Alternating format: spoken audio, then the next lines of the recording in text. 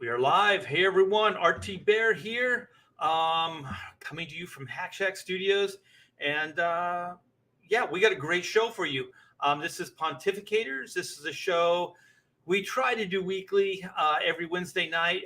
It's been a little tough with my schedule. I'm trying to get my book Black and White finished, so I've been devoting a lot of extra time. Well, I'm taking the time away from live streaming and putting it into the pages. So yeah, so we got a great show to you for you tonight, and it's about pop culture. So, is the pop culture of our youth of old, is it dead? Is it dead, and can it be revived? So we're going to talk about the shit show that is pop culture right now, what it was like when we were when we all got involved in it, we all fell in love with it, and then possibly where things will go, how we can fix it, that kind of thing. Destination in true pontificator fashion. That is what we are going to do. We are getting a sign of life. I didn't even have to say a sign of life. You guys just jumped right in here. So Tech Zombie, how are you? Hail, Matt Cisco Kid. He was a friend of mine. Hey, what's up? Leg Kick One, what's up? Headless. That's not cool. I hope you have your head. And I don't know who this guy is, but he says hail. Yeah, without further ado, I mean, we got a lot of stuff to cover, so I'm going to get the guys in here ASAP, and then we can get this show crazy, get it out of control. So the first guy is my partner in crime. We kind of came up with this nonsense a couple years ago. I do believe Pontificators is the longest running CG show out there. He knows better than I do. I think it's like we're coming up on 4 years, something like that. And this guy is majorly talented, and just a good friend, good co-host. So let's get Todd Mulrooney in here. What's up, Rooney Dooney? Not much, as far as like a show that has a title and then we've kept it and not changed it and the format has not changed. It probably is the longest running show. Yeah, I mean, it's pretty much the same show. We've had a lot of different people come and go over the years. I do think the crew we have right now is probably the best we've had ever. And there's a lot of talent that's here. It's great talent, Yeah, I do miss Chester Busby the third, though. I do got a miss great voice for this, yeah. and a great sort of style for this. So yeah, I'd love to get him back. Yeah, and to be honest, he's the one who came up with the name. So Pontificators was Chester's, his what he threw to the mix. Let's get our next guy in here. This is my brother from down under, Australia, and don't let him fool you because he's gonna deny it. Todd, he's gonna deny that he's from down under. But he is my brother from down under. I do not lie about these things. Major talent. I feel like CG has discovered this man, at least as far as comics is concerned. He did his first comic book for Hack Shack Studios, which was Black and White High Octane Adventures, and he knocked it out of the park. He has done a couple of his own books, his own crowdfund. Tropical Magics is one of them. I know he's got something else on the horizon, and just brilliant animator, brilliant cartoonist, and good friend, Mr. Pedro Ang. Good day, Mike. Hey, no, I'm not Australian. I'm from America, man. I'm American, man. Yeah. I'm American. I'm American. I told everybody you would deny it. I told. Yeah, I know. I prefaced it with that you would be lying about where you're from, so they know that. So Pedro, where are you really from? I'm from Panama. So we fought the conquistadors down here. We didn't fight the redcoats, and I se habla español down here. Yeah. So is the Van Halen song Panama? Is that big? Is that big for you guys? I wish it was a song about us. But it's really not. But we took it. like, yeah, it's our song. Yeah, it's an anthem, so you guys can Yeah. use it. I mean, Mhm. what was Born in the USA? One of the presidential candidates used that, Yeah. and it's kind of an anti-America song. It's I not. mean, It's not I'm more partial to Born in East LA by Cheech Yeah. Marin. Cheech and Chong. Yeah. Yeah, I like that. I like that song better. Yeah. Born in East LA, I was Yeah, I was born. born in Orale. Yeah, that was awesome, man. Did you guys see Up in Smoke? That was one of my Oh, favorites. dude, that was my favorite movie from a point of my life I don't really remember well. Yeah, But it's your yeah, people. Yeah. it's my people. Yeah. Okay, well we got a full house here. So So do let's we? get the next guy in. He is the master of the TNA. Sexy is his middle name, and he's got a couple campaigns that he's put out and has successfully funded and shipped. So this guy doesn't mess around. He keeps his word. He is superior in a word. Let's get Mr. Clint Helinski in here. What's up, Clint? Yeah, Woo, gentlemen. worth his weight in What boobs. is going on? Happy July 5th. Yeah, the day after. Yeah. It is. Yeah. We're in Pedro's, heat. Pedro's we're- people are still under the thumb of the British, so he still hasn't got his Yeah. freedom We're in a heat wave, and he's wearing a fleece. Yeah. Oh, it cooled off here. Yeah. yet. It was hot for like 5 days straight, and then it cooled off That's- today. Yeah. Nice. Past Master Dan is asking a linguistic question. It's Is this it chingasa. right here? Yeah, I know chingada, and that's horrible. Chingasa, I don't know what it is. Ay Chingasa is some- chingada. Yeah. Ay, vete a la chingada.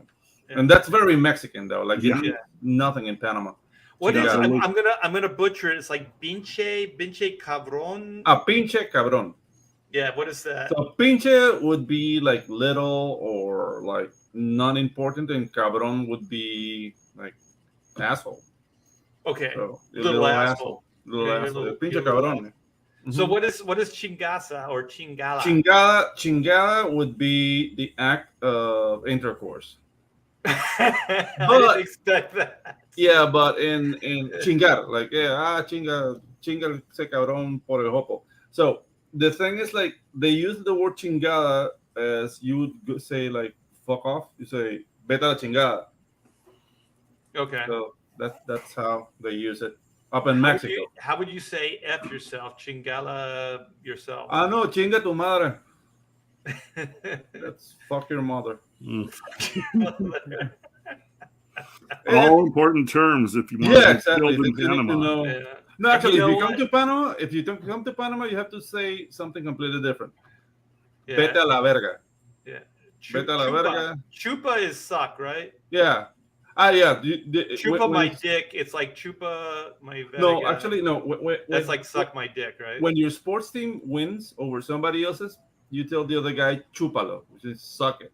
Say Suck it. Okay. chupalo. Yeah. So yeah. I've had all these aimed in my direction growing up, so that's why I kind Oh, of dude. peripherally I kind of know. Mhm. Indirectly I know what these things are all about. Yes, well, like I said, we got a full house. Let's get this next. Yeah. This guy is compelling. This guy is deep in thought. He always has good insight to the show. Brilliant comic book talent. He's been around for a while, not as long as I've been around, but you know, quite a while. Mainly known as an inker, and I hate when people introduce me like that, especially when, you know, I feel like I've contributed a lot more. But this guy is now storytelling. He is now drawing and telling his own stories with Death Raider, and always just a brilliant talent. I love anything that he puts an ink line over comes to life, and it looks way better than it started in the pencil form. So he's always able to plus anybody he works with, and someday I think we'll probably cross paths. We'll probably do something together. But without further ado, Mr. Rob Hunter. What's up, Rob Hunter? I doubt it. I retired. Hmm. You retired when? I retired. We will never work together. Oh, I hear you. I see. Yeah, I won the lotto last night, so I'm retired. Wow. So this show is Yeah. just to rub it into everybody's face that you won the Yeah, lottery. Yeah. I did. It is. I have to find an artist to finish Death Raider because there's no way I'm ever going to sit at a table and do it. Yeah. Oh, you're doing the Prince. Nice.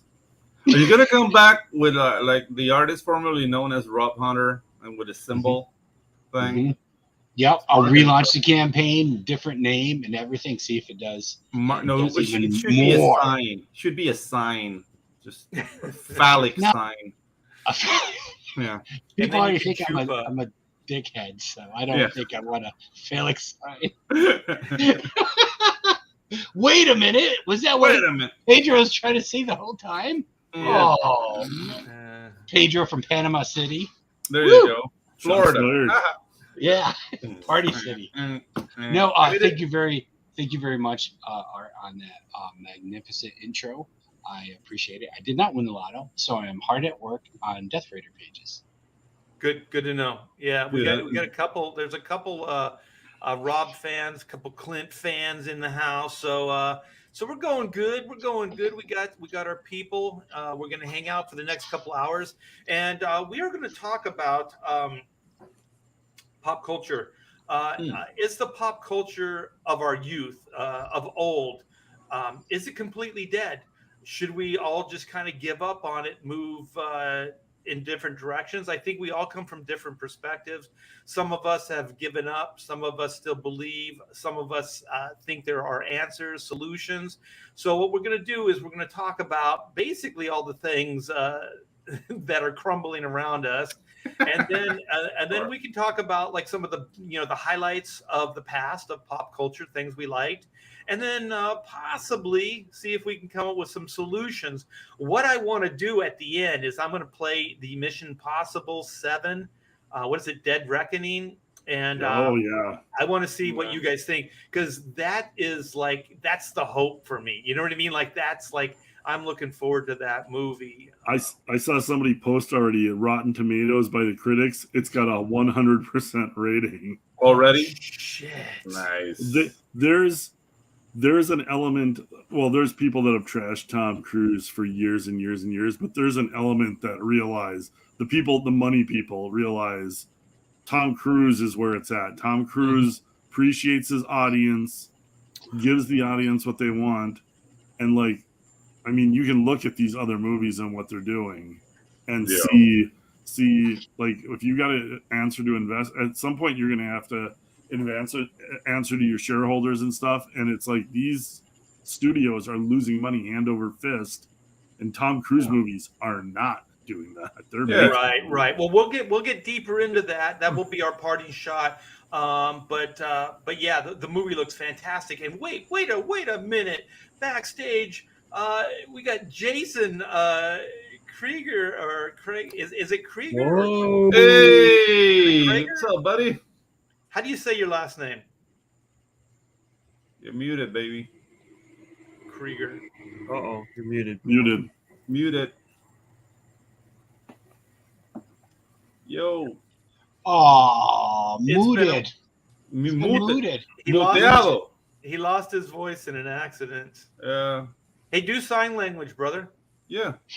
I mean, the thing we're leaving out is that Tom Cruise is OT7 or whatever they call that in Scientology, and that might be like a reason why he's doing so well.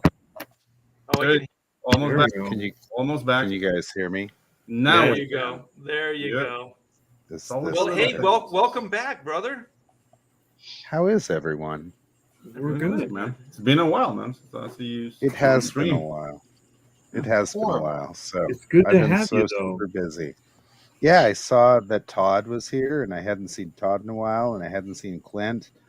And I've met Rob before, I believe. And of course, I'm sorry about that. I must apologize because I don't remember. Oh my maybe God, a long Rob. time ago. But I've met Pedro also. Yeah. And of course, it's always good to see Art's lovely face. Yeah. That's not true. Wait a minute. Like a drunk Santa. Rob, everybody knows you when you were back when you were on that hit book.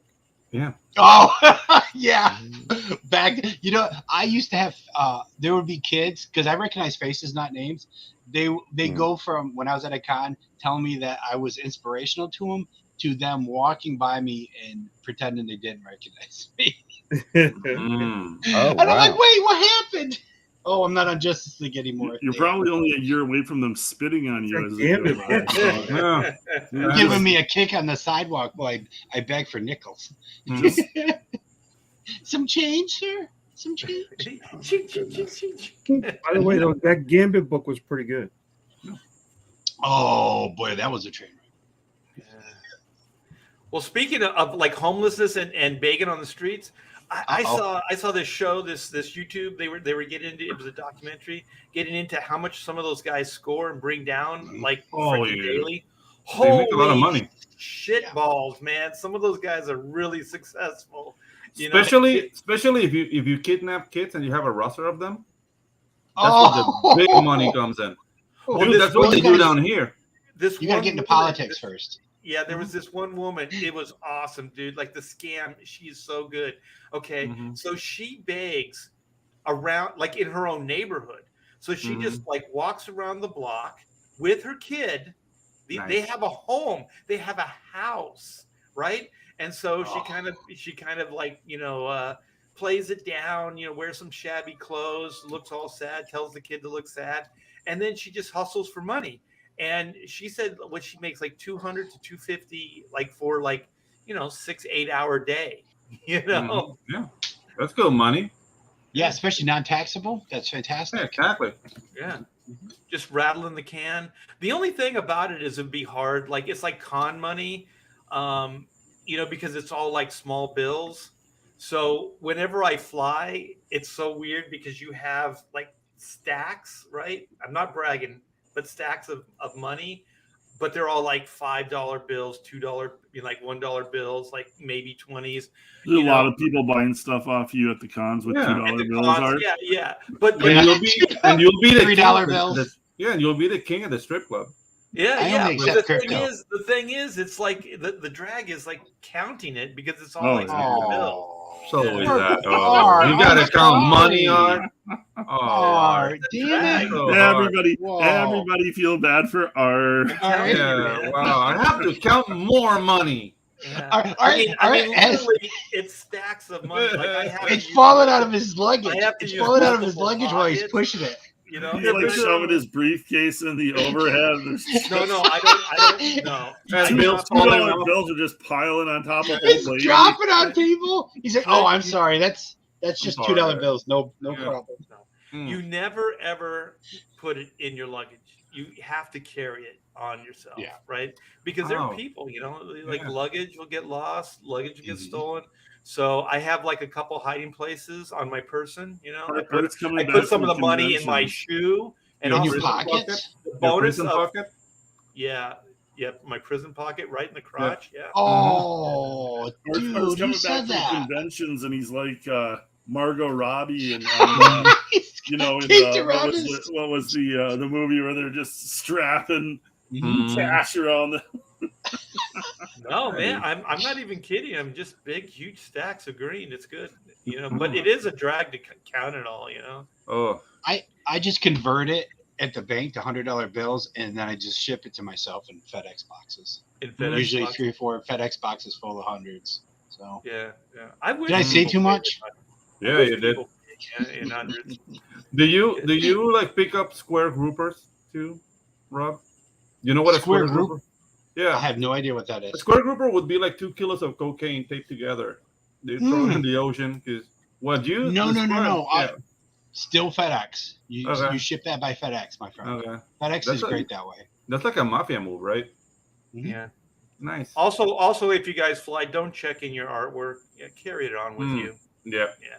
Don't do that.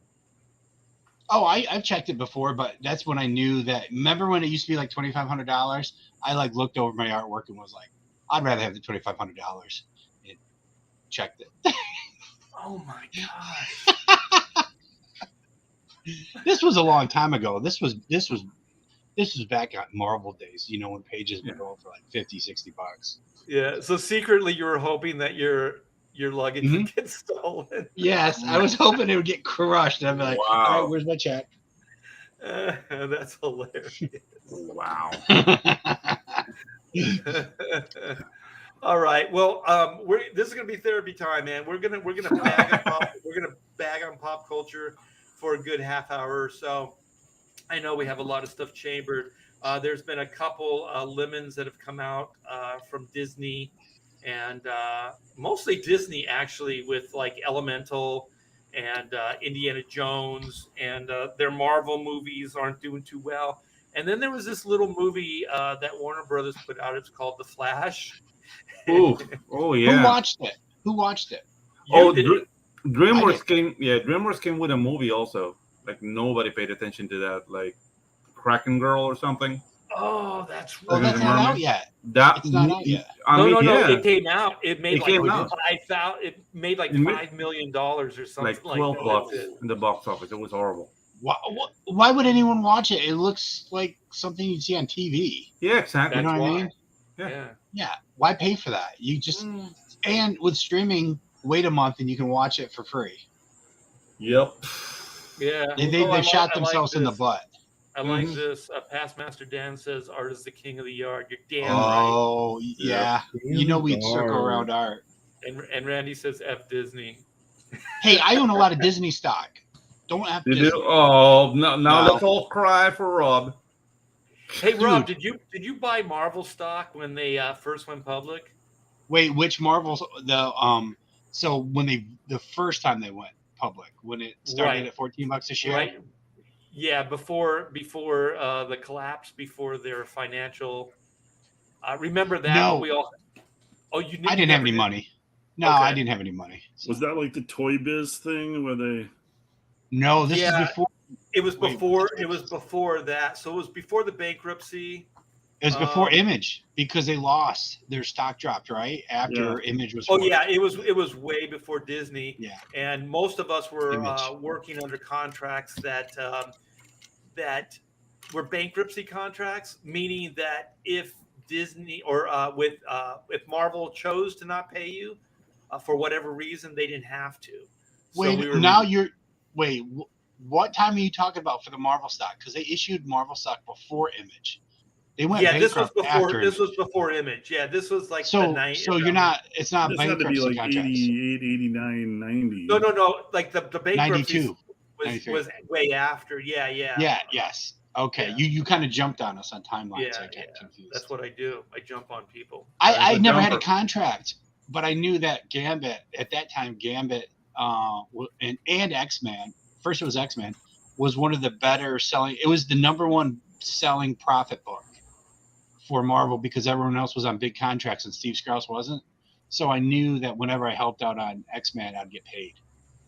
Because that was during, right? X-Men, and then Gambit was Marvel bankruptcy.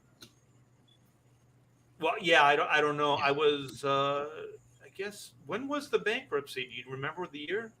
Wait, Um, I thought that was a little later, like 93, 94. Bankruptcy was past that. later. Yeah, it was way. Yeah. It was way Because after I that. broke in 95, so 97, 96, 97? That late? Yeah. 'Cause that was when Perlmutter came in with Toy Biz and then he bought it up. Right. Okay. Okay. Yeah. Yeah, that was Yeah, about yeah. 2.5. And that's when And- they made those horrible deals with Sony and pretty much gave Oh away yeah. Yeah, and Universal. Fantastic Four, yeah, and Universal. And they reissued the stock.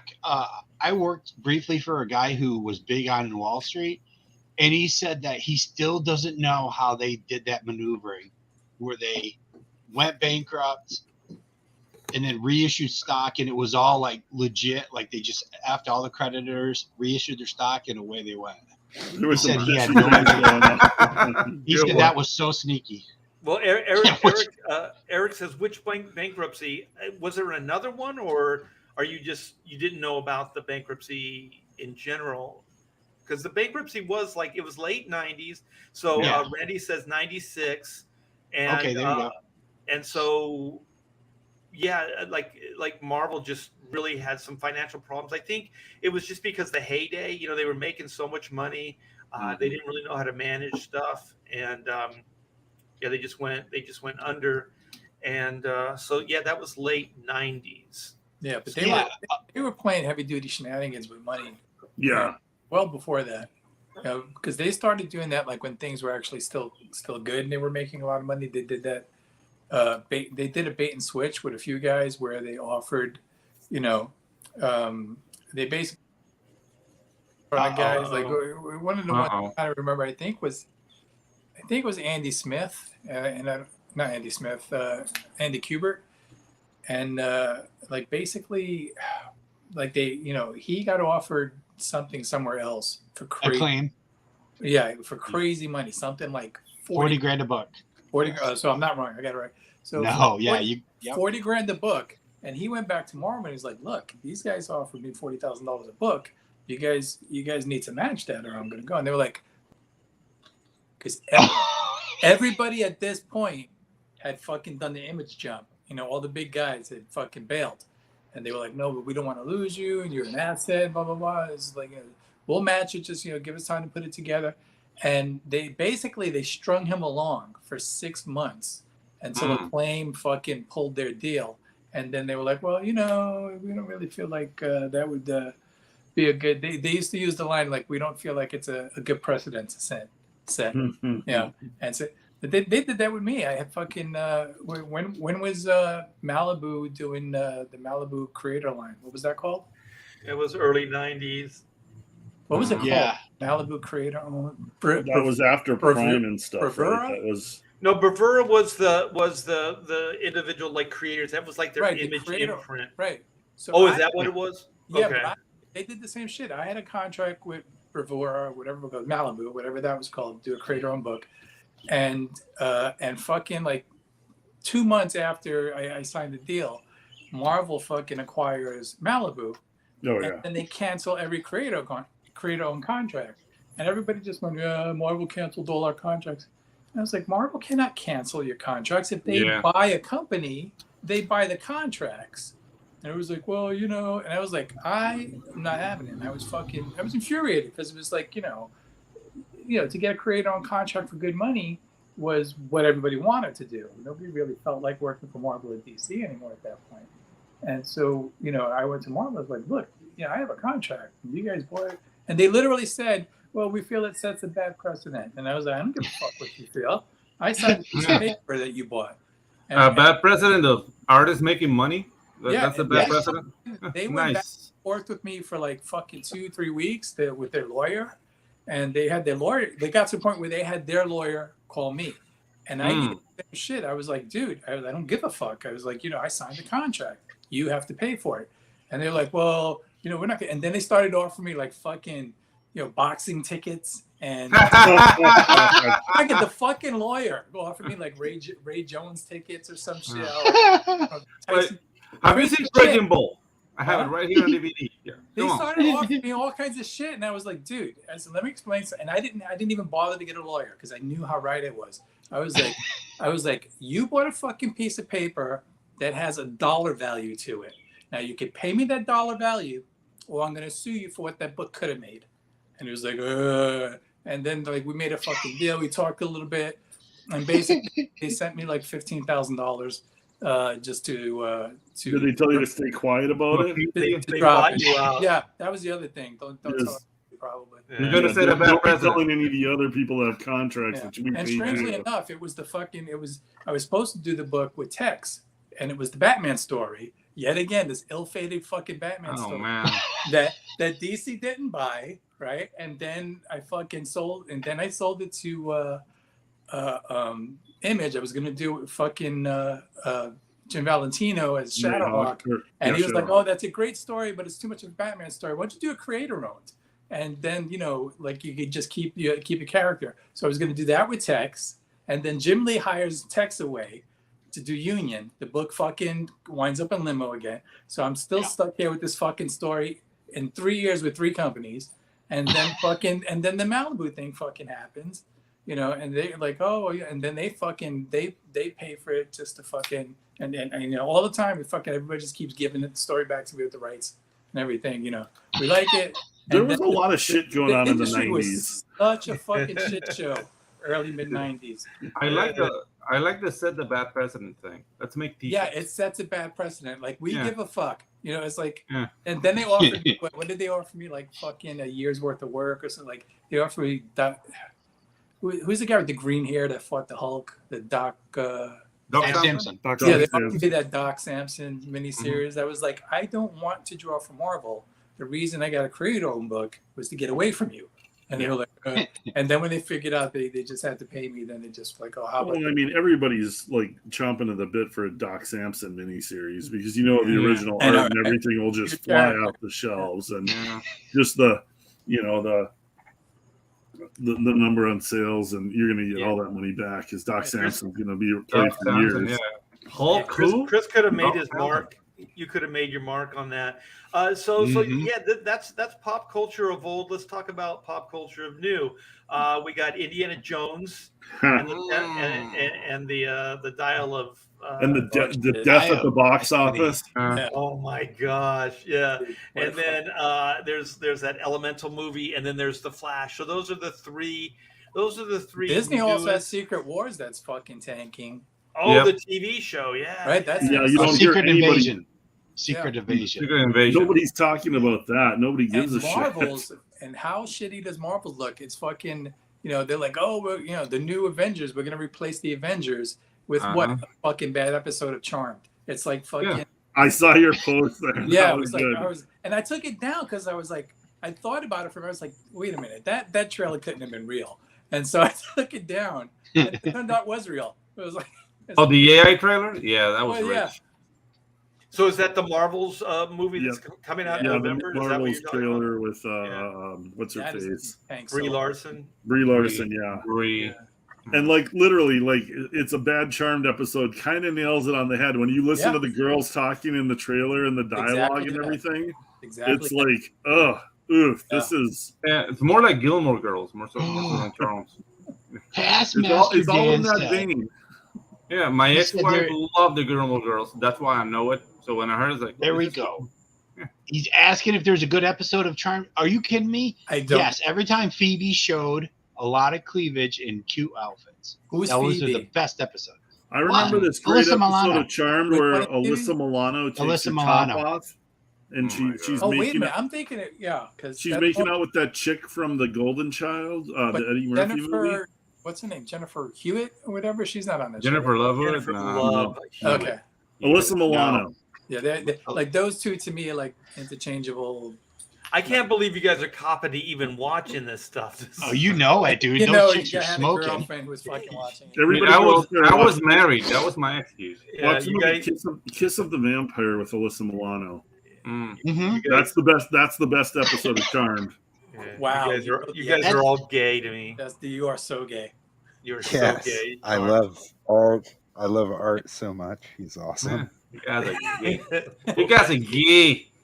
Clint, can you quote a line from that episode? That movie? No. Please don't. What movie? That's the Alyssa Milano topless movie. Yeah. I remember the girl asking Alyssa Milano to take her shirt off while she's taking pictures of her, and I'm I'd ask girls to take their shirts off, and I was taking pictures of them, and they slapped me. And this girl, Alyssa Milano's like, yeah, sure, I'll take my shirt off. It's like I was asking. In a movie? I was doing something wrong, I think, the way I was asking it, because it looked easy for her in the movie. I didn't. Well, see, that's why you need to have all that money stashed in your pockets and stuff, because it's harder to say no. I just open up my shirt and there's just like 20s strapped around my shirt. 20s? And then you make it rain. You gotta think bigger. It's still a con. Hundreds. It's a con. Hundreds. Okay, so this is 10 Wow. reasons. 10 reasons Indiana Jones and the Dial of Dysentery bombed at the box office, breaking down Disney's. And I think they had to weed down the list because I think they had way more than 10 reasons. Yeah, it's more than 10 reasons. But we could probably come up with more than 10. Yeah. Let's see what they came up with. Oh my God! Look at the dollars. All the dollars around. First of all, I don't need to see Harrison Ford doing anything anymore. He's 80 years old. Yeah, it's like this. This was over. Dude, if they would treat him with respect and fucking, here's his fucking, his ride into the sunset or some shit, I would be cool with it, But this, they had this habit of, we're gonna shit on all our fucking white male characters, That's what it is. and that's what they do, and it's just fucking time after time. Dude, brown people like Indiana Jones too. You know what I mean? Ridiculous. It's has nothing to do with him being white. It's just like these guys. No, they have they they want have something to white say. hero. Yeah. They have something to say, and it's women first. Yeah, you're Kathleen Kennedy first. Yeah, Okay, exactly. so does this start with the 10th reason and then we count down? I think so. But yeah, they like the rumor going around that I read on Deadline is that this movie had a production cost of over $300 million. So right there, you're dead in the water. Yeah. When you have that high of a Not production if it's a cost, great movie, but you're clearly not going to be. you're not going to make a profit with that kind of a production cost. It's like you need to bring the movie in at a reasonable production cost so you have a reasonable chance of like literally, even if this would have been a huge hit, it would have been hard to match that production cost. Yeah, they said between the production cost and the advertising, they would have had to make $1 billion, at least $1 billion. Like, I didn't know that, but that's kind of the breakdown for most of those Marvel movies too, is that they need to make like 800 to $1 billion, 800 million to $1 billion dollars to make a profit. And that is, I mean, your initial investment, and that's how much you have to make. Man, these guys were basically on borrowed time for the last 10 years. Yeah. You know what I mean? Like, how could you function this way? So I think this was inevitable just based on that business model. But anyway, so 9 was the Skeptic. Crystal Skull. Okay, so Crystal Skull was an Indiana Jones movie that was really bad, but it was still an Indiana. It felt like an Indiana Jones movie. Yeah, it wasn't like, oh my God. I think if they could have redone the ending, everything up to the ending was an Indiana Jones movie, and then the ending was just so far off from what the Indiana Jones overall vibe was. Pan-dimensional beings. Well, you know what? I want to say this. There's a Denny O'Neil, Doc Savage story from way back when, and it is this story. So I'm sure Chris can relate to this. Somebody ripping off somebody's at least if they, if it was it a DC story or something, or Marvel? Yeah, it was DC, and actually I think it was Kubert, one of the Kubert brothers drew it. It's different. Well, it's a different company, so it is theft. But it would be different if it was like, just say, it was a Marvel book and Disney owned Marvel, then they could pilfer it. That's totally legal, totally fine. It's their property to lift from. Right. With Warner Brothers, they're just like, oh, we're just gonna steal this shit and fuck you. Yeah.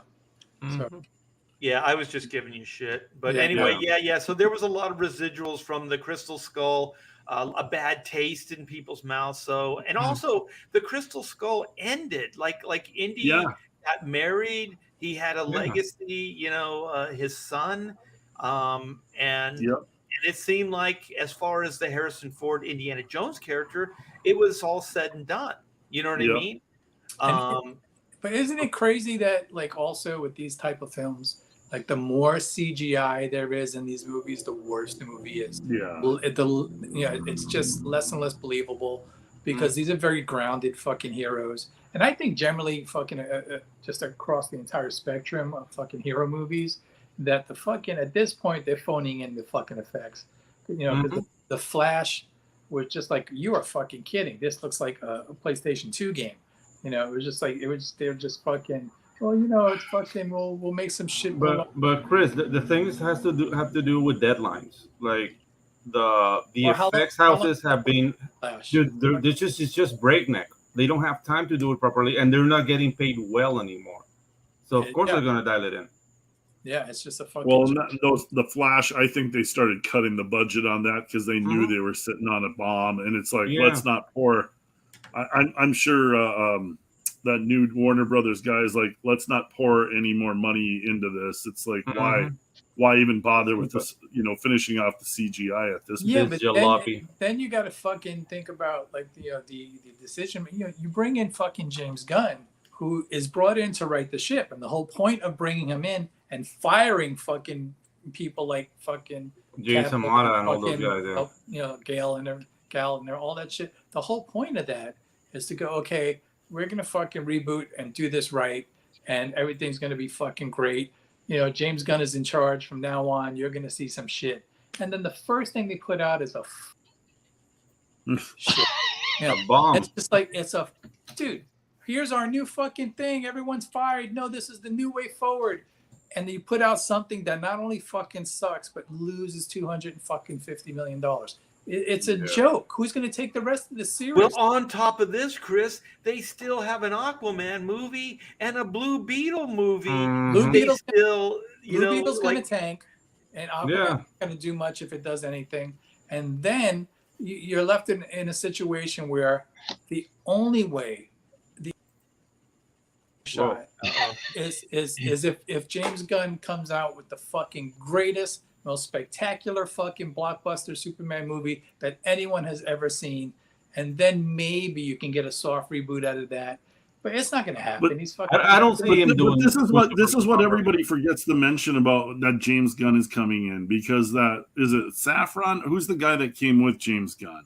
Saffron. Yeah, Yeah, Saffron. Yeah, he's like the business Saffron guy. is he's the money guy. He's the budget guy. James Gunn is coming in. The reason they're getting rid of Cavill and Godot or whatever They and can't afford them. Affleck is their contracts, their money. Yeah. They're going to want huge money. What they're going to do is they're going to get new names. They're going to get them under reasonable contracts. They're going to not pour $300 million budgets into these movies. They're going to try and make them affordable movies that have a good chance of profiting. What they want to do is they want to make money. That's what this new WB guy, You have to. he's have about enough making sense. money. You have to have enough sense when you're sitting in the fucking screening room watching The Flash to go, Jesus Christ, what do we? All right, fucking, let's write this. What one. have we done? Yeah. Let's take the fucking write off like they did with How- Batgirl.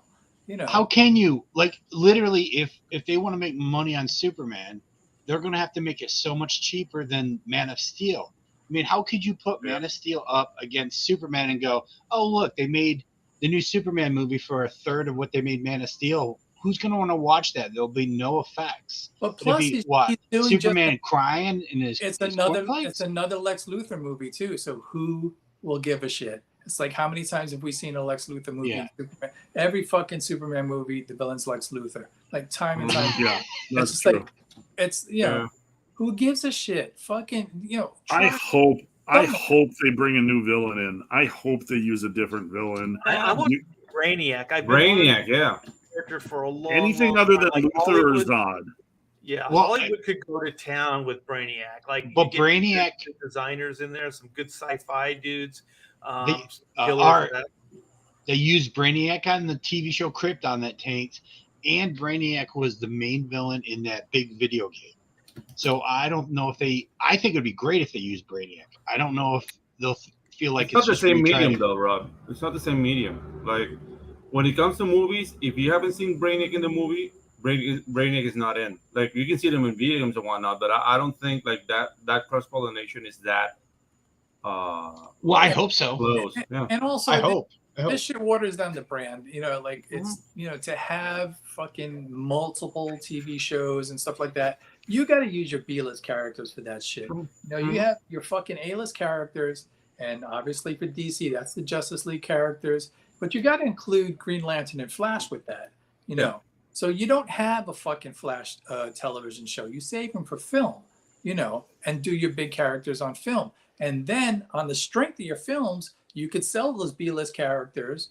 They get that ride-along credit to fucking. Then you could have Blue Beetle does not need a fucking movie. Who gives? No, God. Yeah. Blue Beetle. What are they thinking? It's fucking I ridiculous. think is that They Jeff don't even Johns? like him in Mexico. Jeff Johns created the new Blue Beetle, and this is his version of it. Yeah, but So Blue he Beetle pushed fucking, it. Blue Beetle, you can team Exactly. him up with Booster Gold and do a fucking TV show. That's a television show. Yeah. You don't Or cartoon. You don't give him a movie. Nobody gives a fuck. Flash and Blue Beetle and Aquaman are all still holdovers from the last regime. WB is trying to squeeze any money they can get out of it to cut their losses. That's Yeah, the but only reason Aquaman these belongs movies. Fucking the previous fucking wave. And Yeah. so, like now you've fucked that in the ass already. So now you're saying, well, here's the leftovers. Here's another. And that's what it is. But Yeah. they want to at least get some money out of it because they dumped much money into it. And the already. thing is, with The Flash, it was like a 50-50. Actually, it was more. When that first trailer came out, people were genuinely excited. I heard even I called the it though. most This is hardened, ass. I most wasn't. hardened YouTuber. I liked it. Hold on. The most hardened YouTuber was like, kind of like, well, it looks interesting, but it was all because of Michael Keaton. Yep. But as soon as people realized that that character was going to die, spoiler, and that he was only in for maybe 15 minutes of the movie, and that it was still going to be, an Ezra Miller film, they kind of lost faith in it. And that's the thing is, like, that movie had so much going against it, and I in a way I'm kind of glad that it went belly up, because that Ezra Miller did not deserve a win, and Warner Brothers did not deserve a win for backing that guy's play. I'm sorry if it sounds petty, but I don't think justice was served, and I don't think that guy should have benefited. And what the fuck? It was so funny. They were trying to use it as one of the excuses why it tanked. They were like, "Well, we had no celebrities to promote the movie." You knew that going in. As soon as you made the decision to release that movie, you knew Ezra Miller was not going to be able to do press. And also those other actors, they were like, fuck this, because they knew that they were going to get asked questions, right? They were going to say, so yeah, they didn't want to be tied to him. So Ezra Miller did XYZ. Do you believe that? And so they just didn't want to be in the hot seat. So nobody did any press. So what is it, Todd? What? In the last couple of years, DC did a couple things that were kind of a serious tone, right? That were good. There was Pennyworth, that was really good, and Swamp Thing was really good. Everything they do where they try to mix, like Doom Patrol has a lot of funky stuff in it. It is what it is, and I didn't mind it, but it's not, it's not what I expected. I didn't see that. That was a movie or a TV show? No, Doom Patrol is a TV show. The problem with the series was that series, a one-season series. Pennyworth, I think, is season 3 right now. Yeah. But all of them, when they do something serious and they take a serious tone, the things are good. Even the last couple of seasons where I forget the name of the showrunner wrote a few episodes of that Gotham show with young Bruce Wayne. Right, but that could be a show. That's a good idea for a show. Isn't that all based on Chuck's work, Gotham? Is that Chuck Dixon? Never watched it. Didn't watch it. I don't know. Didn't watch it. The thing with what I was going to say about Doom Patrol is that Doom Patrol was not a bad show, but it wasn't memorable. It wasn't a good show. Yeah, it was all right. It was nice. It was cheesy. Those are things that those could be shows. I would argue that fucking even Green Arrow would be better served, because he's not an A-list character. That's true, but he's a very popular character. And if you take Green Arrow, right, and use him only for a couple of guest spots in the movie, like cameos, okay, and then he can get his own fucking movie, But I think even him, he's a little too popular to waste on a television show. But I mean, as corny as that WB series was for Green Arrow, it did its job. Because I mean, it was a very popular show at the time. Like I didn't enjoy it that much. It's like, dude, this is like a soap opera with arrows. I liked how all those shows are like the WB perfected that kind of like young, like teen, like older adult kind of thing, and like with Buffy the Vampire Slayer, and then Smallville and things like that. So they even tried a Lone Ranger, which was pathetic.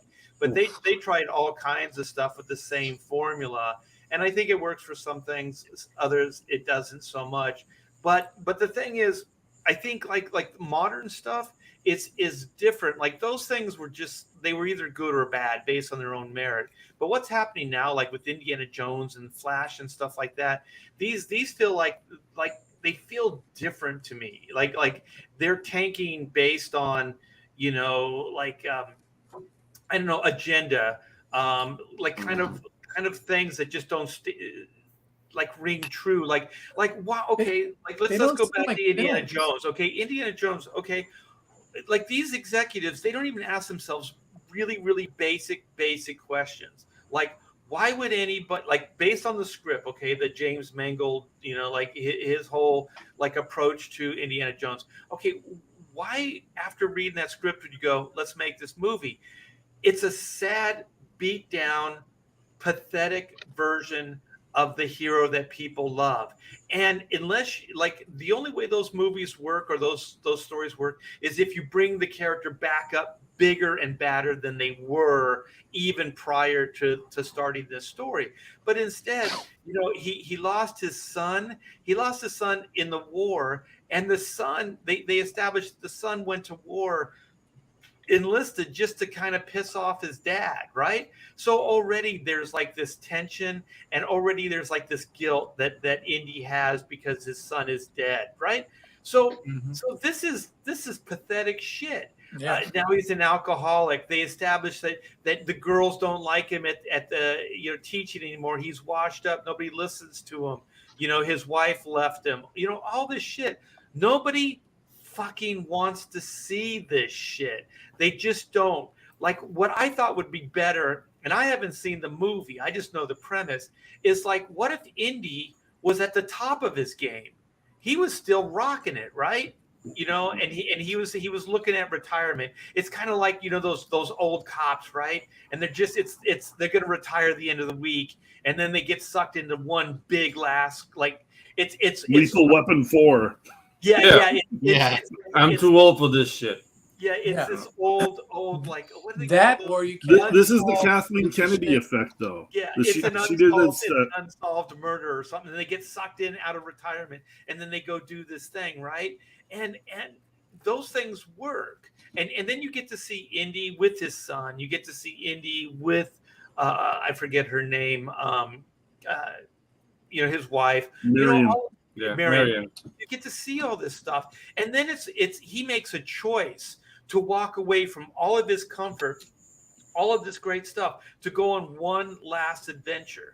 And you could even bring the son in. You could make it like just this great story, but instead they wanted to beat down the white patriarchy, right? Like the white male, and they wanted to make him as sad and as pathetic as possible. But they did know one thing. When they did the flashback, they had to make Indy cool, because everything I heard is the flashbacks are the best part of the story. Yeah, of course. That's the film too.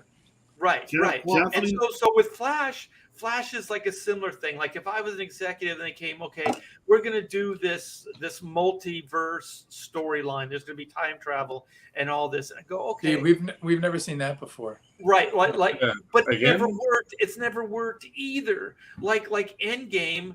The last, it kind of worked because it was the end of the 10 years. But moving forward, they haven't been able to make it work. These ideas don't work. And so I would have nixed it right there. I would have said, we're not going to do a time travel story. We're just not going to do it.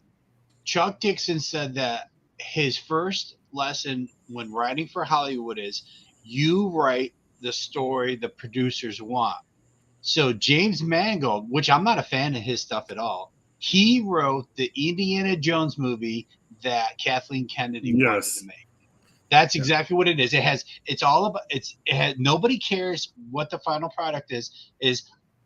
I want to get paid for my script. I want to get paid to shoot the movie. I want to work for 6 months. It's like comic books. How many times did we say yes to projects? The premise. Because we had to pay the bills, not because we're like, well, I'm waiting for Wolverine. Well, you could be waiting on Wolverine your entire career, buddy. So do you want to work this month? Comic book writers aren't writing for the fans at Marvel and DC. Comic book writers are writing to get to their editors and whatever their editor's agenda is, so that they get their next gig after this gig. And and you hit it on the head. Mangold wrote this for Kathleen Kennedy, who either hates her father or hates George Lucas with a passion, or maybe she hates both of them and sees old white guys, and she wants to make them pay in their movies. Lucas is her father. But in that case, this is Indiana Jones. They're all going to pay for what bastards they were. Right. Yes. But in any case, then these executives deserve everything. Yes. So Yeah. Zaslav, you know, like he didn't greenlight the Flash movie, but he did let it happen and gave more money for the reshoots. But the thing is, like these guys have no vision, they have no understanding of any of this stuff, and so you know they just greenlight this stuff, which Again, they have to stop doing 85 fucking times is that the people at the top don't understand the material. They're like, No. a lot of people are fans of this. Let's do this, and they have no clue what they're talking about. Yeah. And you know what they're supposed to do is bring in someone who does know and make them a showrunner or something. But you know, how does fucking Kathleen, what's her name? Why is she showrunner for Indie? You know, like, you know, if she's going to come in. She was brought over from Lucasfilms, and she was the money person for George Lucas. Yeah. Under contract. So, like, she's been shoehorned in. Disney's had to deal with her for all the Star Wars and all the Indiana Jones movies. How's that working out? Well, they've been stuck with her. Terrible. Terrible. And so she's under contract for one more year. And that's everybody's saying she's going to get fired after Indiana Jones. They're not going to greenlight these new Star Wars movies.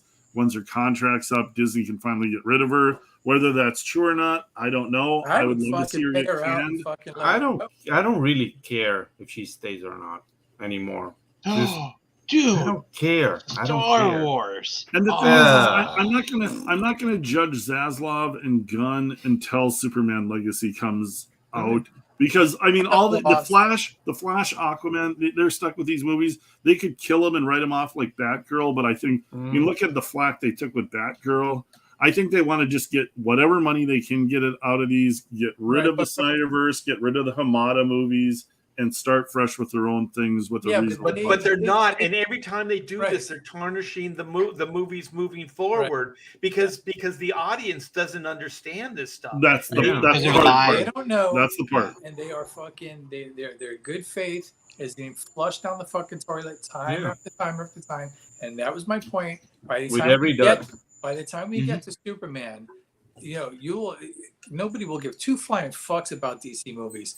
And you will have to bring in the fucking greatest film anybody. It's got to be Gone with the Wind of superhero movies, and we know that's not going to happen. It's well, dude, it's going to be a medium budget kind of fucking Citizen Kane, like the Batman. Yeah, it'd be the Batman and Superman. And has also, to be able to be honest, I don't think James Gunn's the guy. I No, know that me you neither. like Clint. I know they're No, I'm Superman. saying I'm waiting to see to judge it because like you could 100% be right. James Gunn, I don't know if he's got the aesthetic to pull off a real Superman movie. Not for Superman, man. Look at what he's done. He's done goofball teams where everybody's it's dick and fart jokes and Suicide Squad.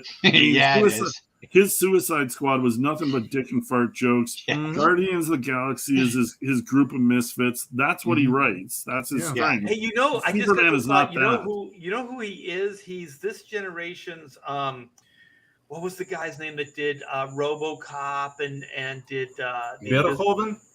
Yeah, Paul Verhoeven. Paul Verhoeven was like he had the sensibilities of a 17-year-old guy.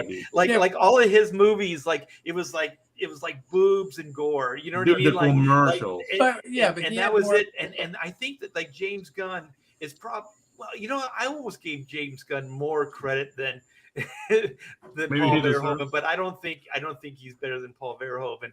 But it's that same type of thing where like it's a juvenile kind of sensibility that he brings to things, and unlike Paul Verhoeven, could really bring the drama and not shit all over it. I think James Gunn will build the drama and then he'll crack the joke before the drama can affect you. He's not the right guy for Superman. And imagine this, just when you were saying that, just imagine a first Superman movie with Mxyzptlk as the bad guy. And Mxyzptlk is trying to embarrass Superman because he thinks Superman is too uptight and stuffy. And it's all these dick and fart jokes from Mxyzptlk. And he has Superman jump through all these freaking hoops to try and embarrass them. Well, you know what I would do? I would do that for the second movie. The first movie, I'd bring Brainiac in, and I'd make Brainiac an AI. It's very, very topical. Oh, yeah. And how the hell do you fight an AI, especially an AI from outer space? I think it's very modern. and you could do some cool visuals with this stuff, and Like then, Clark keeps that trying to Mixel write. Flick would be awesome, man. That'd be They should great. hire Not, you. Mixel Flick in a movie, if done right, could be so fucking much see- fun. You know what? Yeah. I wouldn't care who made the movie. I would still go see it. Dude, they will treat Mr. Plex like they treat MODOK. Yeah, Complete Yeah, but that's disrespect. not. Oh, that's yeah, not, they'll screw that's it. not They'll the screw movie it up. that's gonna reboot the whole fucking DC. But you know what? Back on the Superman thing, like you need sincerity. You need to be Yeah. a filmmaker that can bring sincerity to it. I think superheroes need sincerity to begin with as well, but especially Superman. And I just don't think James Gunn's that guy. I don't think he's sincere. I don't think he can play it in a way that's going to resonate, and it's just not going to. I don't know. The rumor, and I think this could very well be true because Jason Momoa kind of reiterated it is, and this would be the perfect fit after Guardians of the Galaxy is they're going to do a Lobo movie with Momoa as Lobo, and it's set in outer space. It's all dick and fart jokes.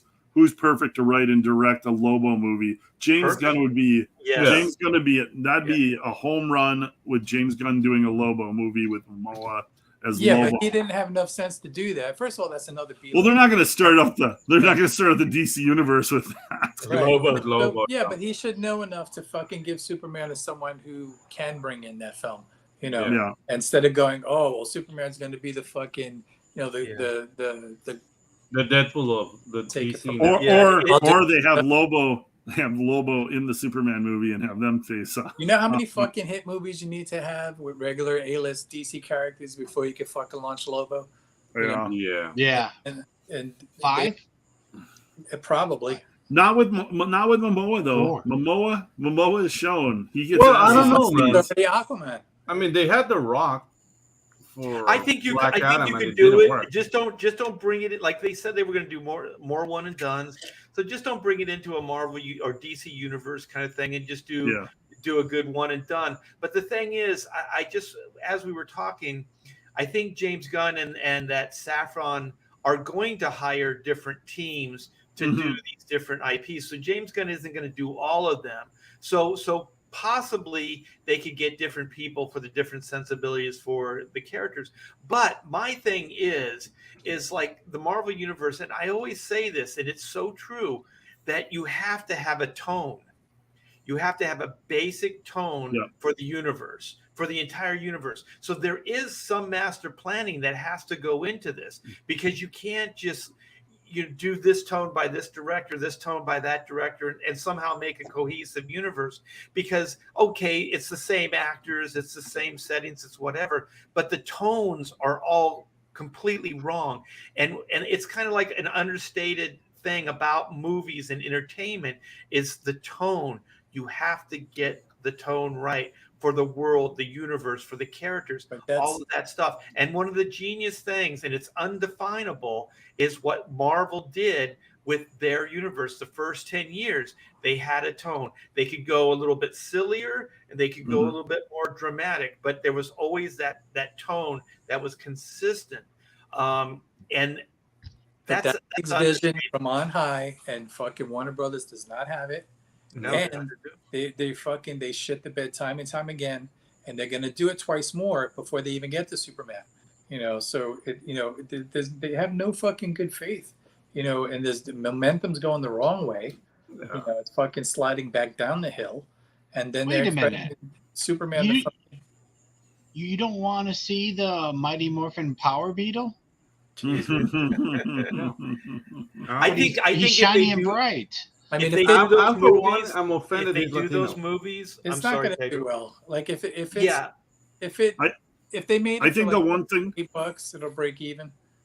I think the one thing that could save the Superman movie is if they bring back a fan favorite actress from Smallville. Art, I shared a screen, and she's got some availability now. I think her schedule. I think her schedule. If you need to cast, you bring back Chloe Sullivan to the DC universe, and she out of jail. The Nixium chick. Yeah. I think she's learned her lesson. Smallville actress Allison Mack released from prison for her role in alleged sex cult Yeah, she can Wait recruit a people minute. for the. They say alleged, but yet she went She to did it. jail. Prison. This is Yeah, I not don't think alleged. it's actually a legend when you've done some Not time for alleged. it. Yeah, exactly. She did it. Fucking fact. But the thing is that she can recruit people to go to the cinemas. Yes. Maybe. But she has that power. But by the Yeah. time they get around to Superman, how much money is going to be left to do it? Yeah. $2. $2. Well, you know what I would You know, do and if I was, There's going to if be I like was the cardboard convinced. cutouts, like the old fucking Marvel cartoons. Dude, by the time they get to Superman, they're gonna have to film it in Thailand or India or in something. Thailand, in India. Oh, it's gonna be the Indian version of Yeah, Superman. then it will a be bunch of awesome. people standing around. That's what I going, want to "Look see. at Is I want to see a Superman." Bollywood Superman. Hollywood. Just Oh, that dude. would be Hey, epic. Clint. Well, you already What- got to see a Check out- Bollywood with the Eternals, right? Check out this movie. It's called Krish. Krish Oh, is no. supposed to be Krish? like Krishna. It's Oh, like okay. the Indian Superman. Oh, okay. I will. It check has the out. musicals and everything. I laughed Nice. my balls off the whole time. Zaslav made his money making cheap reality TV Yeah. shows, Yep. and not only they are cheap, they think the audience is incredibly stupid because they repeat every like 5 minutes the shit that just happened. Yeah. So I don't know how he's supposed to make superhero movies when that's his perspective. Well, This fucking is like- remind Warner Brothers is everybody. fucked. He's like It- 90 Day Fiance and all that kind of like in the Yeah, but what is it, Gold Chris Rush. and Joanna Gaines and But all you that can make Yeah, money stuff. yeah. with that. You can make money with that. What you cannot do is make superhero movies on the fucking cheap and then Yeah. think that you're going to phone that bullshit in and that fans are going to go, wow, we have seen too much. We have seen some fucking big superhero flicks. You know, Mhm. you're not going to go Okay. back to, fucking the hotel. Art, can you share my screen? Yeah. Yeah, making a big deal about Superman. No bullshit. flying. Oh, nice. No bullshit. This is Chris, That looks like a badass Nightwing. Oh my the God. Indian Superman. I You love guys it. are gonna thank me later. Oh, I'm gonna check this out. That mask looks badass. Yeah, dude. I'm There you never go. gonna watch it. And they go, they do everything. They do everything. It's awesome. What was that? I hate There's that a Mexican Spider-Man, like from the Yeah. 70s. Oh, or Yeah. something. Yeah. Mexican Beautiful Spider-Man is Spider-Man. awesome. Oh, have you seen the Italian Spider-Man? Yeah, that's funny too. Yeah. There's some good Italian. Spider-Man out there. How come they don't Uh-huh. get into the Spider-Verse? Yeah, Like, exactly. why don't they get shown up in there? Well, Well, and again, I with the tell Spider-Verse thing, that's another thing. Is Warner Brothers is also they fucked themselves in the ass again because now that they do the fucking Flash with the multiverse thing and screw the pooch and fucking ruin it and make a fucking shit bomb out of it. Now they've taken Crisis on Infinite Earths, one of the biggest DC stories ever, and they've just flushed it down the toilet. You know, so who's gonna fucking? You would need so much momentum to build up to that, and that would be your fucking. Your That'd be your end game. Endgame. Your endgame. game thing, and but they'll never get there now. It's impossible. Well, let- they let- also let- did let's- Crisis in the TV show, the Arrowverse Yeah. shows. They did it, and it was see, cheesy and shitty.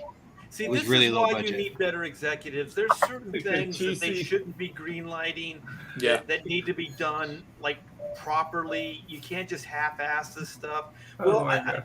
yeah. And the So people- what do you guys think? Like what is?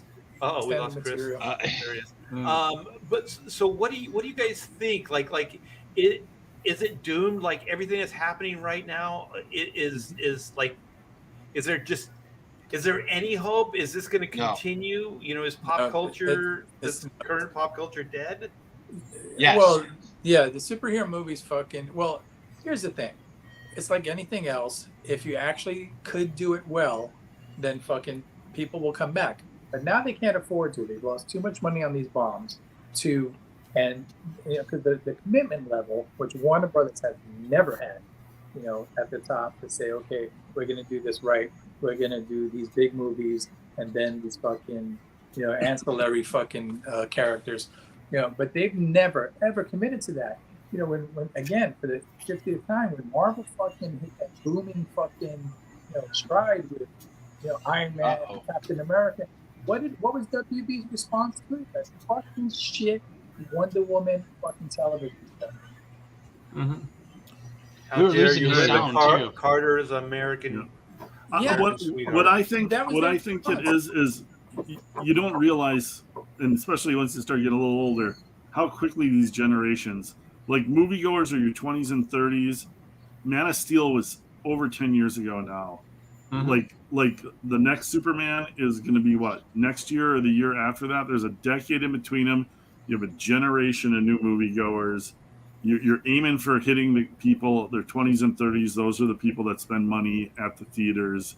It's not so much the older generation going to the theaters anymore. These movies aren't going to be aimed at people in their 40s and 50s and But 60s. they're also not special anymore. And I think, a lot of people talk about superhero fatigue. And I don't think it's that, because superheroes are beloved characters. Yeah. And they've been around for so long that people. Batman's going to always be popular. Yeah. Yeah. But I think there is CGI fatigue. I mean, because fucking every $20 Netflix movie, you see fucking crazy effects and, it's, what are we going to see that's going to be so spectacular? Everyone's going to go, oh my God, you got to see this. It's fucking. Well, and that's the thing, is you need a good movie. Like Tom Cruise showed the way. Like, if you write a good movie that hits everybody, like there are good movies that still can be written out there. You have to spend money on the writing. You have to care about the character.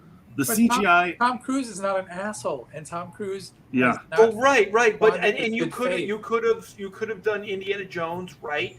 You could have had a good script. And because I don't think it's just the old guy, because they're trying to say, oh well, young people don't want to go see an old guy do shit. Okay, fine. Make it so damn undeniable. Make it so damn cool that anybody would want to go see these movies. Like they did Indiana Jones with an older guy. They got Sean Connery out there. They did the father-son thing. Yep. Get his son out there. It would be very fitting. And Shia LaBeouf is a good enough actor to get his head out of his own ass. Yeah. Get him in and groom that guy to be the next Indiana Jones. Like you already set this stuff up. You already set this in motion. You could have even started the movie where he gets in over his head and his dad has to come out of retirement to help him. You can do this stuff. If you get that heartwarming script, and if you fucking really know the character, you can do that story and successfully pass the torch to that character. Yeah, and write it for the fans. They Even could have after passed. Crystal Skull, nobody really bought into that. But if you did this movie right, you could have passed that torch. But I think they've killed. The thing is, this is my thing. Oh, too. Okay, I'm sorry. Star Wars, you don't have to pass the torch. Like they're so everything has to be so symbolic. Like Indiana Jones has to pass the torch to somebody. Okay, well let's just say metaphorically. Okay, he does. He passes it to his son. They teased it in Crystal Skull. Okay, so there's that. But the thing is, you can still have Harrison Ford in the next movie with Shia LaBeouf as the lead. You can still have that guy as a supporting character. Batman Beyond has showed us that you could have an old Bruce Wayne in a supporting role with a younger character. You can do these things, right? And Star Wars, the reason I brought that up is they were like Kathleen Kennedy and Disney was convinced, we got to get rid of these three main guys. We got to get rid of Luke, Leia, and Han Solo because that's the only way we can move forward. These are potential stories. We're all storytellers. Why would you kill one? You just bought these characters. Yeah. Why would you kill your cash cow when you can keep these characters as supporting characters to support these new characters that you're bringing in? They don't have to die. Don't even have enough sense to put them in the same scene together. They don't even. That was just really. That was. No. The thing is, you can have old and new exist at the same time. You don't have to make these decisions. These are conscious decisions that these idiots are making, especially when they're purchasing these things. Like in Disney's case, you just bought Star Wars, and now your three principles you're not even using. You know what I mean? You're going to kill them off. There's a reason. There's a whole. There's a reason there's a whole segment of the internet that passionately hates Kathleen Kennedy, because she's the person that's everything that you just spelled out. She's the reason all those things happened. That was her consciously choosing to do Star Wars that way. I think they killed movie theaters. You see that people came out for Top Gun 2, people came out for Super Mario Brothers, people came out kind of for Guardians of the Galaxy 3. Spider-Man, Spider-Verse. And Spider-Verse. That's it. Yeah. But that doesn't keep theaters going. What are we No. talking about? Are we talking about 10% of the movies that came out people actually watched? Yeah, but theaters are dead. We're they're gonna stream it next Dude, year. but they have fuck television too. Secret Wars, Secret Invasion. Yeah, none of fuck Secret shit Invasion. on- Yeah. It's not only Disney, theaters. Disney Plus is not getting new subscribers. Disney Like, Plus is Disney fucking Plus is getting flailing. can, and then fucking even beyond that, ESPN just fucking laid off 20 hosts. They Mhm. fired And I was gonna bring that up later, and this is a direct result of it. ESPN is a moneymaker. Yeah. ESPN has those hosts because they can afford to have those hosts because ESPN makes money. Disney is cutting costs at ESPN to pay for their mistakes Yeah. in their movies guys, and their theme parks. Yeah, but guys, Well, the you're thing making is- you're making the it thing is- feel like everything is deflating like a flan, and it kind of is, everything like. But I think the problem is corporate producing, because I mean, before you could make movies by committee, but today with how people are getting out of college and all the ideas they bring in, it's just like an anchor on every production. Because whenever you have this story, like, okay, how many black people do you have in this story? Are there any gay and trans? That's And- now fucking. Yeah, You dude. see the new Academy Award fucking rules. It's Exactly, and that's the problem. Like these entertainment companies are not caring about entertainment anymore. No, you begin with an Yeah. agenda, and you can never ever make entertainment. First of all, proper entertainment, the stuff that's good, has to be a singular vision of a person. Now, it doesn't matter if you agree with him or not, but you have to have vision. You can never do creative work by committee. It just By committee, it's fucking impossible. works. It has to be a ringleader who calls the shots. Yeah, And that guy, it's his vision, and everybody falls in line and makes that happen. And he's the guy that was like, no, this is what we're doing, and it's going to get. Yeah, everybody like they need to have the Tim Burton guy, or The Ridley Scott, the George Lucas, the George Lucas, the Steven Spielberg. They don't have that guy. No. They don't even have close to that guy. You know what? I was just thinking, like, I wonder if it's the same as like comics, where they don't want to create a superstar, so they don't really want like a standout director. They just kind of want this homogenized. But the thing is, like, everything's it this goes, homogenized thing, Yeah. and it's more the studio heads that are calling the shots versus individual directors. yeah, but it Because goes beyond I that. heard like one of the YouTubers was talking about like there were the movies of old, but then there were like the Spielbergs and the Lucases and the Coppolas and stuff that kind of came out and kind of redefined film, because it was very studio driven. Like films and stuff before that were getting very homogenized and very studio driven.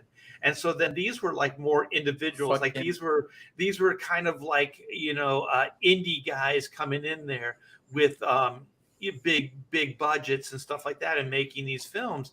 And if you hear George Lucas and even like Coppola, these guys still talk kind of like indie filmmakers, Well, they are, even though they got super successful and did fucking major motion pictures. A Coppola movie is a Coppola movie. Like it doesn't matter how many sets and actors and shit are in there. You can see and hear and feel, his expression come out, and it doesn't matter if it's a big budget film or not. The movie Lucas made, what was it? It was like just a series of numbers, and it was like a sci-fi. Oh, THX 1, 1138. Yeah. That is a low budget indie movie if ever there was one, and then he developed those ideas into what became Star Wars. But I mean, and what else was a low budget movie? Is Star Wars was a low budget movie. Yeah. Like the thing is somebody's on this earlier, you guys were saying like it's effects driven, effects reliant, and George Lucas even said story first, effects come to support the story. And in the first 3 movies, he put his money where his mouth was. Later, he was more reliant on the effects and stuff like that. And that is the problem. I think you could write a Superman at a lower budget. just Fuck they should. just make sure that the effects are well placed. Just make sure that the action scenes are worth the money you're spending. Everything you see on the screen doesn't have to be a special effect, but It these does. Marvel It needs to movies, be big and glorious. No. or I these won't Marvel watch it. movies, they're green screening the backgrounds. Like they're not even going on location. They're not No, even building sets. They just put up a green screen and then just plop a background, behind them. And one, it's not working as well as it once was. I think it's starting to look very phony, very contrived, and it's a lot of money spent. It's wasted money. It's It's spectacle. waste. Yeah, It's- exactly. if it's not connected to story and heart and and then But Rob, you can still have spectacle. You just don't have to spend $1 billion doing you don't. it. Yeah. You don't. You have not read my investor report. I need $1 billion I need for spectacle. for my Death Raider book. For Death Raider. Death Raider needs $1 billion, and everything Every will be freaking perfect. panel in this book is a multi-million-dollar special effect. Yeah. And then they disappear. Every Where'd Rob go? single shot. Every Let's shot. go into well, I want to get into comics a little bit, and like the doom and gloom, or like pop culture and comic books. So comic books have been like almost all pop culture is like what we're talking about with film and the more like sci-fi stuff, comic book stuff. That has been hijacked, but comic books was hijacked before that. You know what I mean? Like we had Marvel going woke before most of us even knew what woke was. Well, what's happening? So I just want to kind of cover all the bad, and then we'll kind of figure out like maybe if there is a cure, maybe if there is a fix. We for can this find a stuff. glimmer of hope. Yeah, some kind of glimmer of hope. Yeah, but how many fantastic? If you think about like some Or the great science No, fiction, not four. but like some of the science fiction movies that you really really love are fucking low budget movies, the ones that have stood the test of time. If you think about The Thing, Carpenter, or there's lots of The movies. first Terminator. I was just talking yeah. about that with my brother 2 days ago, and saying how much that I still think the first Terminator is better than the second Terminator with all the big effects and everything. and Even again, Alien. great writing with low production value. It had a real good chance to succeed because they didn't spend an assload of money on Still a CGI to fantastic cover up the bad writing. It's like that's where the hits are. Yeah. And all that takes is some thoughtfulness. Fucking Alien. Yeah, Alien. Dude. It takes some thought and some vision, and doesn't take money. It takes talent. Oh, It you takes got him finished there. scripts. Go, Rob. You got him there. Finished. Oh, Oh, $1 yeah. billion. Road to $1 billion. man, I want to make Ethan Wow. jealous. Yeah, give Yeah, I Ethan a gotta run do for his money. But yeah, like comic books have been hijacked. We all have a little bit more insight with comics. I just think that it comes down to the same thing. Is they're not beholden to the customer anymore. They're beholden to either their corporate overlords, or ESG, or agenda, or something. But there's all these outside forces that are kind of dictating the tone and have hijacked basically the pop culture that we love. Yeah, But the way out from under that bullshit, the bean count mentality, is to do exactly what we just talked about. If you fucking are a creative guy with vision, and you can make a low budget fucking movie like Terminator that turns a fucking huge profit and is hugely popular, then the studio will go, oh. But, well, and look at the start of the Marvel universe. The for the most part, the start of the Marvel universe, you can argue, was Iron Man. Yeah. What was Iron Man? Jon Favreau. Yep. What was Jon Favreau? Your Money. Swingers. What was Swingers? A low budget, out of nowhere movie that he turned into a big hit and had no, and that's kind of where these guys come from. But then It's the like- studio was, relatively hands off because, like, let's see what this guy can do. Yeah. And he Mhm. turned into a fucking hit, and then they grew on that. They, Yeah. but like here's a fucking just a problem. Again, Warner Brothers has no vision from on top down. They thought, that they could buy their way into this, and that is just fucking wrong. That's just it's them again not understanding the material. You needed that Superman movie, that great fucking Superman movie, is the only way forward. To build on. You could start with Batman. It's a bad idea. Superman is the basis of the fucking universe, and then from there, you could grow everything out, and then you get your dichotomy between Superman and Batman. But even Zach, of all the things he did well, the one thing he didn't get is that his vision for Superman was too dark. He did Batman well, but he's too dark for Superman. His mentality. You know what else they should do is they shouldn't announce a universe. Yeah. They should Yeah. just put Yeah. a Superman movie out, because once you've committed, then you look like a loser. Like at that movie, there's too much pressure on that damn movie. So Yeah. if that movie comes out and is a And it bomb, sucks. it's yeah. gonna tank the entire universe. It, So it would be you smarter can't- to just say we're gonna do superhero movies. We're gonna do Superman. We're gonna do Batman. It's one movie at a time. Yeah. I wouldn't even announce those other movies. I wouldn't Yeah. even announce Superman in advance. I Yeah. would wait till the movie was done. I would wait till they see exactly what it is, and then I would get behind it. These Yeah. guys, they have too much like this. They answer the shareholders. They have this That's what it quarter is, the mapped out. shareholders. They have this quarter Yeah. mapped out, and they have this quarter mapped out as far as profits. I would just inventory this movie. Like I would take all the pressure off of it. Gunn is over. Warner Brothers is crystal clear of what the pressure is. Yeah. You don't need to put any more pressure on it. I would take it off. Any kind of scheduling. I would give it as much time as it has to be. I And would give it get to the right guy. like Chris was saying, get some smart support people in there. Read these scripts. Make sure that you damage control this shit before the Dude, cameras you even can show make up. Low budget Superman movie Yeah. like that. That's not possible. You absolutely can make a fantastic low budget Superman movie if you know that character. Just make it. Yeah. Yeah. Just Just make it basically do good. I got to take this. Yeah, I always love when people agree with me in chat. So thank you. Yeah.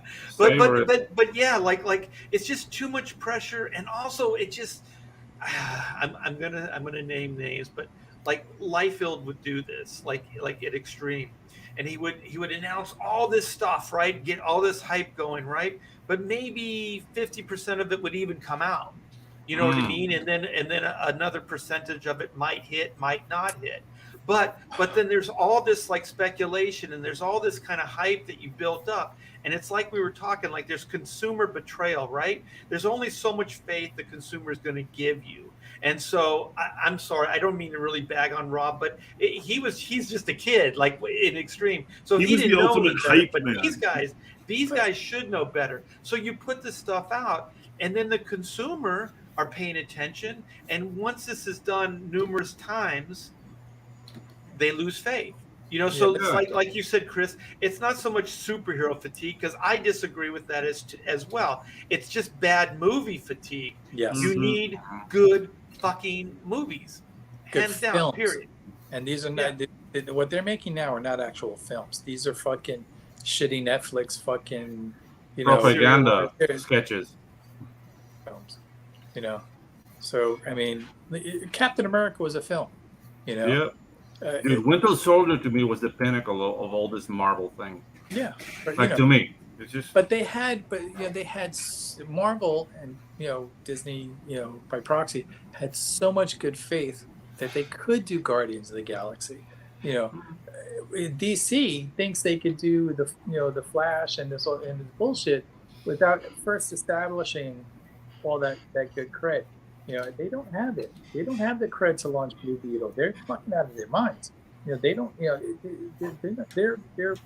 gonna fucking slide back down the hill. Yeah, and what they should do is they should just release that on some kind of streaming service. Blue Beetle should be on HBO Max. Right. I mean, And should be on Peacock. Well, because if it's a $200 million movie, there's $100 million they still have to invest in advertising. Yeah. It's like that's a way you can cut your losses. Just put it out and don't even make a big deal about it. That's what, remember when we were kids, we didn't know in advance like Alien was going to come out. No. You know, we just went, oh shit, what is this? You know, We saw the trailer in the cinemas and we're like, oh my God. And I just think it's a mistake to do all this behind the scenes shit before the movie comes out. Oh, look, this is how we shot it. You are fucking ruining the illusion. Exactly. Yeah. And not only that. Made. Yeah, not only they do like behind the scenes, they were saying like if you don't like this movie, you're racist kind of thing. They're doing it for everything. But they're basically saying, oh, look how much money we spent and look at the people we hired. Nobody gives a fuck. We want to see a good movie. And you can do that after the movie comes out and it's a hit, because then you're adding to the legacy of it and the lore of it. You know what I mean? Like you go, oh man, you know, this movie, you know, it could be, you could have spent like $1 billion on it, or you could have spent like $30 million on it. Either way, you have bragging rights. You know what I mean? Like, and then you can tell those stories later. But the thing is, don't brag about it. Don't build expectations that cannot be met. You're not going to be able to meet the Superman expectations. You're just not. You know what I mean? Like, so don't even try. Just take yourself off. Like I used to think, okay, there's this. Like Michael Jackson, okay, I use him as an example. No. He would go, I'm gonna outdo my last album, and then the next album he'd go, I'm gonna outdo that, and I'm gonna outdo that. Eventually, you hit this plateau, right? You max out. Everybody will max out at some point. You cannot keep building in perpetuity. You will max out. So what you do is you do like the Beatles and you do the Get Back album, right? You downsize, you lose the production values, and you just do a great R&B album. You know, like Michael Jackson, just do a stripped down great R&B album. No crazy production, you know, no crazy guitar solos, none of this stuff. Just do a stripped down R&B album. And then what you do is you kind of bring yourself down career-wise to this level of less expectations, and if it is a success or even marginal, you can still claim it as a success because you didn't spend $1 billion on it, right? Yeah. And so then you can kind of build up again your career. And that's exactly why the White Album follows Sgt. Pepper. Sgt. Pepper was too much. It was the pinnacle of crazy creativity. Yeah. And then they were like, and drugs. Like, all that. Yeah, let's do simple, you know. Yeah, but that's career management, and if you're going to do serialized storytelling like the Marvel Universe, I think at some point you need to strip it down. That's what Marvel should have done, especially with the TV stuff. Instead of trying to make extravaganzas, they had this whole there was everybody lost a year or whatever it was in the Marvel Universe. You could have told very personal stories, you know, about just that, you know, after the snap, like everybody kind of rebuilding, and you could have made it all about that in a very character-driven, downsized kind of idea. And then you could you could build it back up, you know. But just to use the analogy of the Beatles, what we have there is, you know, is proper management in the sense that Brian Epstein did not fucking micromanage the Beatles. He knew he didn't have the fucking skill set to tell them what to do. He just left them alone and basically said, I'll sell you, you know. But he never came in and told them what kind of songs to write or what the next album's going to be. Or he did buy their outfits, though. If this is what we're doing, boys. That was a good call. You're giving the Beatles way too much credit, by the way. What? Who said that? Oh, shit. Here we go. What? It started. Give me the fucking address. All right, Todd. Here we go. I'm getting in my truck now. It's like 4 albums, right? It's a total of 4 albums. It's 11 albums and fucking 3 world tours and 2 movies and a fucking animated movie. They didn't make 11 albums. Yes, 11 albums. I met the director of the Yellow Submarine movie, Bob Godfrey. It's 11 fucking That guy albums. loved whiskey. Where is it? All right, there you go. There's 11 Yeah. albums in that box, Todd.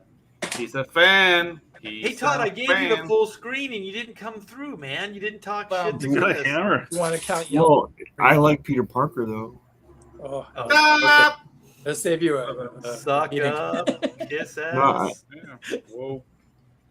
I think That's it's a okay. timing thing, you know.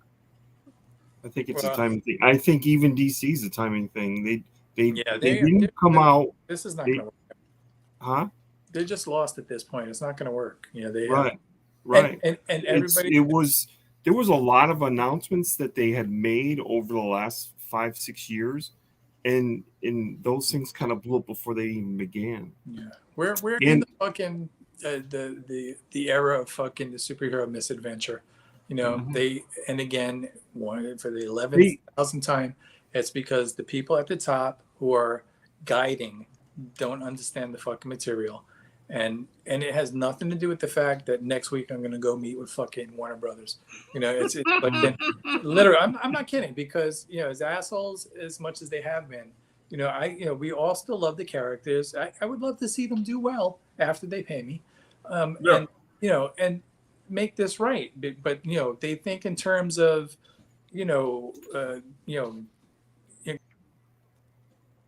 the money will come. Uh-oh. The money will come if you make the right films. And there's certain films that got to come out first that will fucking, bring that fucking audience back, and then you expand from there. But you can't just fucking, I'm gonna do the Flash is just a fucking shitstorm. It's I haven't seen The Flash. I refuse.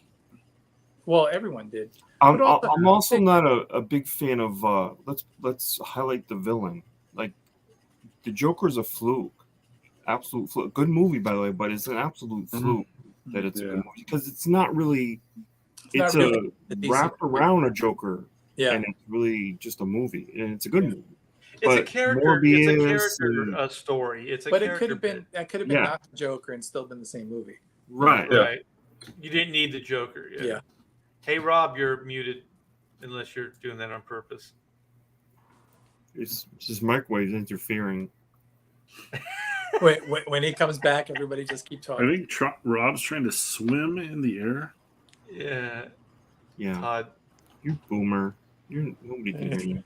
Boobies. Boobies. Boobies. Embarrassing. We lost Rob. Oh my god. Look at Rob scramble. Look at Look, his this eyes. is a much- professional. Look It's at so that. much work dealing with Rob. Look at the And concentration. he's Yes. off. Wow. It's Now we a- love Rob the looks like- camera too, and he has no avatar. Like a Anytime professional, you professional have has an avatar. difficulties, just run away. Just run away. a professional has an avatar. Rob, okay? Okay, well Have a little let's.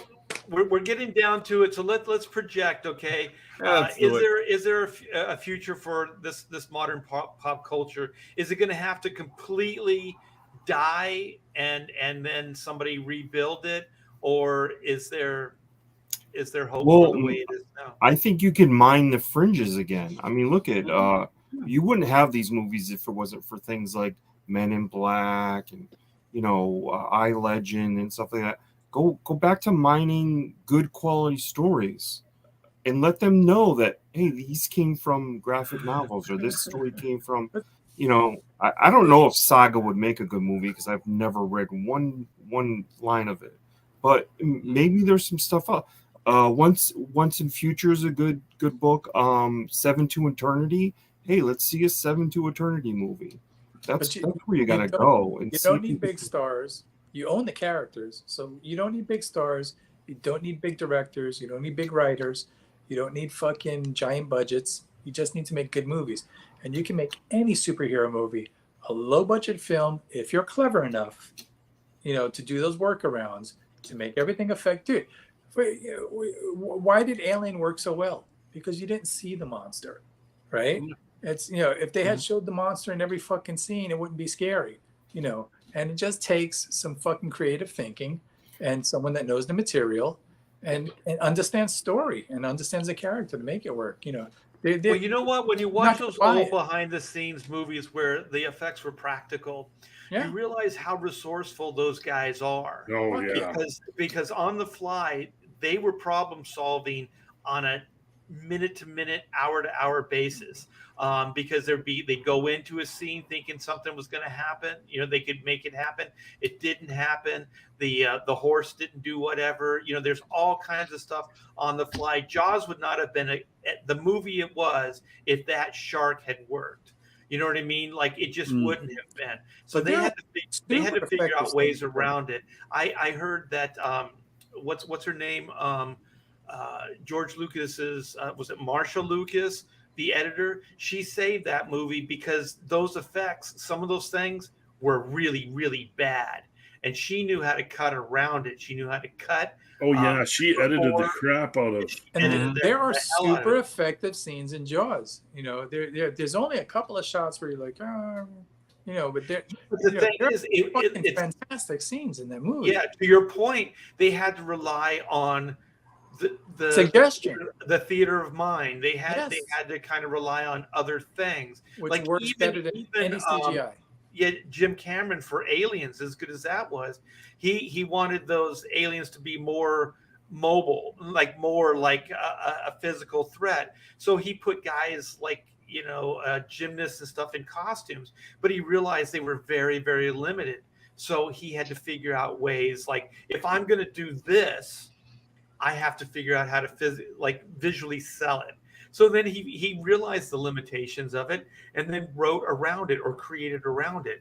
Now with digital effects, they don't even have to think like that. Yeah, they can just go, here's everything.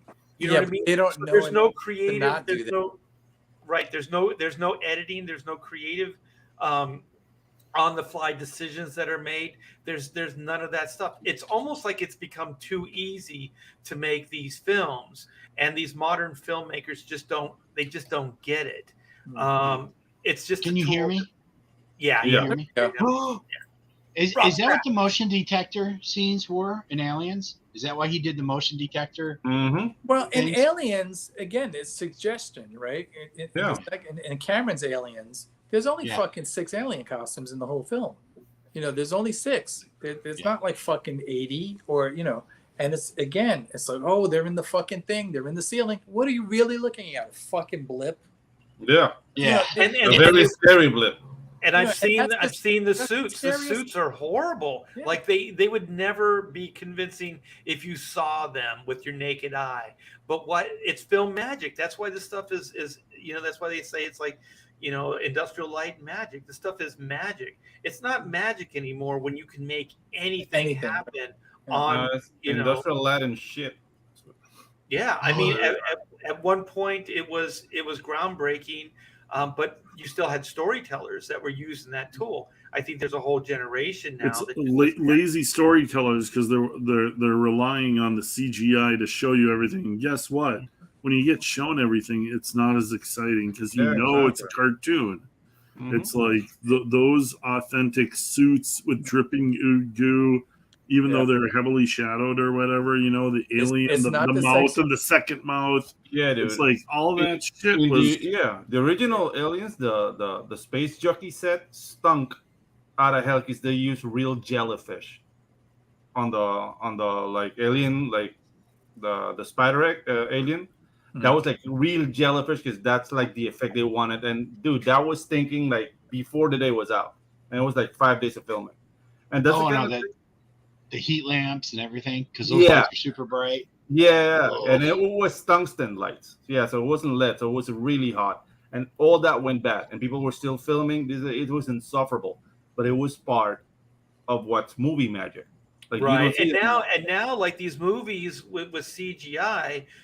They have second unit. They used to have second unit. Usually would do the action or the stunts and stuff like that. But now the second unit is all like digital. So a lot of the storytelling and things are being made by these digital guys. You know what I mean? It's not even like necessarily the director. So sometimes they start these movies with the digital stuff before they even start principal photography.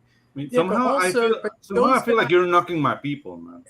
But it also Yes. seems like in these movies that the directors just fucking okay, here's the CGI guys, you go finish the fucking movie, and you know they don't have any sense of how to fucking connect it to the live action shit, because they have these things where you've got like a real camera for the fucking practical stuff, and then all of a sudden you got a camera that's flying through the air and through space. Yeah. Like, dude, you don't have to move the camera.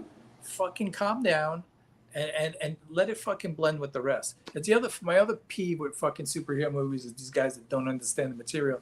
It's like when they have superhero fight scenes that are fucking just shot straight on, you know, the same fucking height, same level of people talking.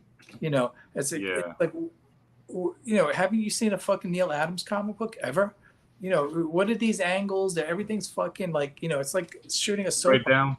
Yeah. Yeah, it's like here's the big fight scene, and it's the same fucking angle. That You know what movie rocked at shoot it is a- the Matrix movies. The Matrix movies understood how to move that camera around. That first movie, man, still great. Yeah, the first movie is the best. Well, even the one where he's fighting the the visual, like the digital effects are a little. They're not too convincing, but you think about the angles, the way they shot that little courtyard and everything when he's fighting all the Agent Smiths and stuff. So you were working with Scroce then, Rob? So he didn't ask you to come help him on the Matrix stuff at all? Actually, there's a story there. He did ask. It was before CrossGen and it was after Iron Man. He couldn't get a hold of me because this was before you had everyone had the cell phone number that you keep for 50 years. So he tried to get a hold of me, and I missed out because they were behind schedule, and he needed someone to help ink storyboards. So that could have been the beginning of a completely different direction in career for me. But not bitter. Not bitter, right? Instead, I'm here. I'm Pontificators. Ugh. So, no, I'm not. I was sad when I found that out. He came up to me in San Diego Con and told me that. He goes, "Oh, man, I was trying to get a hold of you." Well, just to rub it in, yeah. Yeah, sorry, Rob. I'm sorry. We're gonna could have worked on Matrix. Yeah, we're gonna do some success here. Move into a more positive direction. Let's do this. Oh, there you go. Yeah, this is wow. is our buddy Ethan Van Sciver, Cyberfrog. Yeah, look at that, Red dude. Extermination, the third installment of the most popular character in crowdfunding comics. Hop on board here. So in one day, in 24-hour period, he's only managed to generate 322,115. Comics broke him. He's only got 2,242 backers. There's only 29 days left. How So this guy needs some success. Yeah. We Thoughts need to and help prayers, Ethan. Thoughts we and need prayers. to help this guy out a little bit. This book looks fantastic. Red Extermination. This is the third installment in the Cyberfrog stories. And this is a Del Keown cover. That it's a wraparound. We're looking at right here. Nice. Freaking amazing. Kyle Ritter on colors. Jumping on the river right now. Here's one of the covers here. So I just saw this today. Apparently, this is an homage to Jawbreakers cover, which is great. That's hilarious. That's cool. Yeah, so we should start doing that more. Like, well, imagine our on community covers instead of doing other stuff. I think there's enough books to start doing that now. And Yeah, so you can get EJ. you can get the action figures here too. So the PVC stuff is all here. There's just a ton of good stuff here. You can buy some original artwork. I thought there was some original. Oh, here we go. Here's the pages. Oh, Nice. dude. Fantastic. They're a little small. Wish they were bigger. So there's Salamandroid, Heather. Look at that. Sweet baby Christmas. Oh, dude. Oh, there we go. Bigger. That girl right there. That's the look you make. This last panel, that's the look you always make just before you die in a horror movie. Oh, it's awful. Yeah. Well, it is. It's true. Wow, there's a lot of pages he's showing off here. Yeah, there are. Oh, shit. Look at that. You talk about moving the camera around. Look at that shot Mhm. with all Yeah. the Vespa around it. Vespis, I should say, not Vespa. Vespis Vespis. vulgaris. And yeah, this looks fantastic. This campaign is amazing. Ethan's a good guy. Let me see. I'm going to play the video. See if you guys can hear it.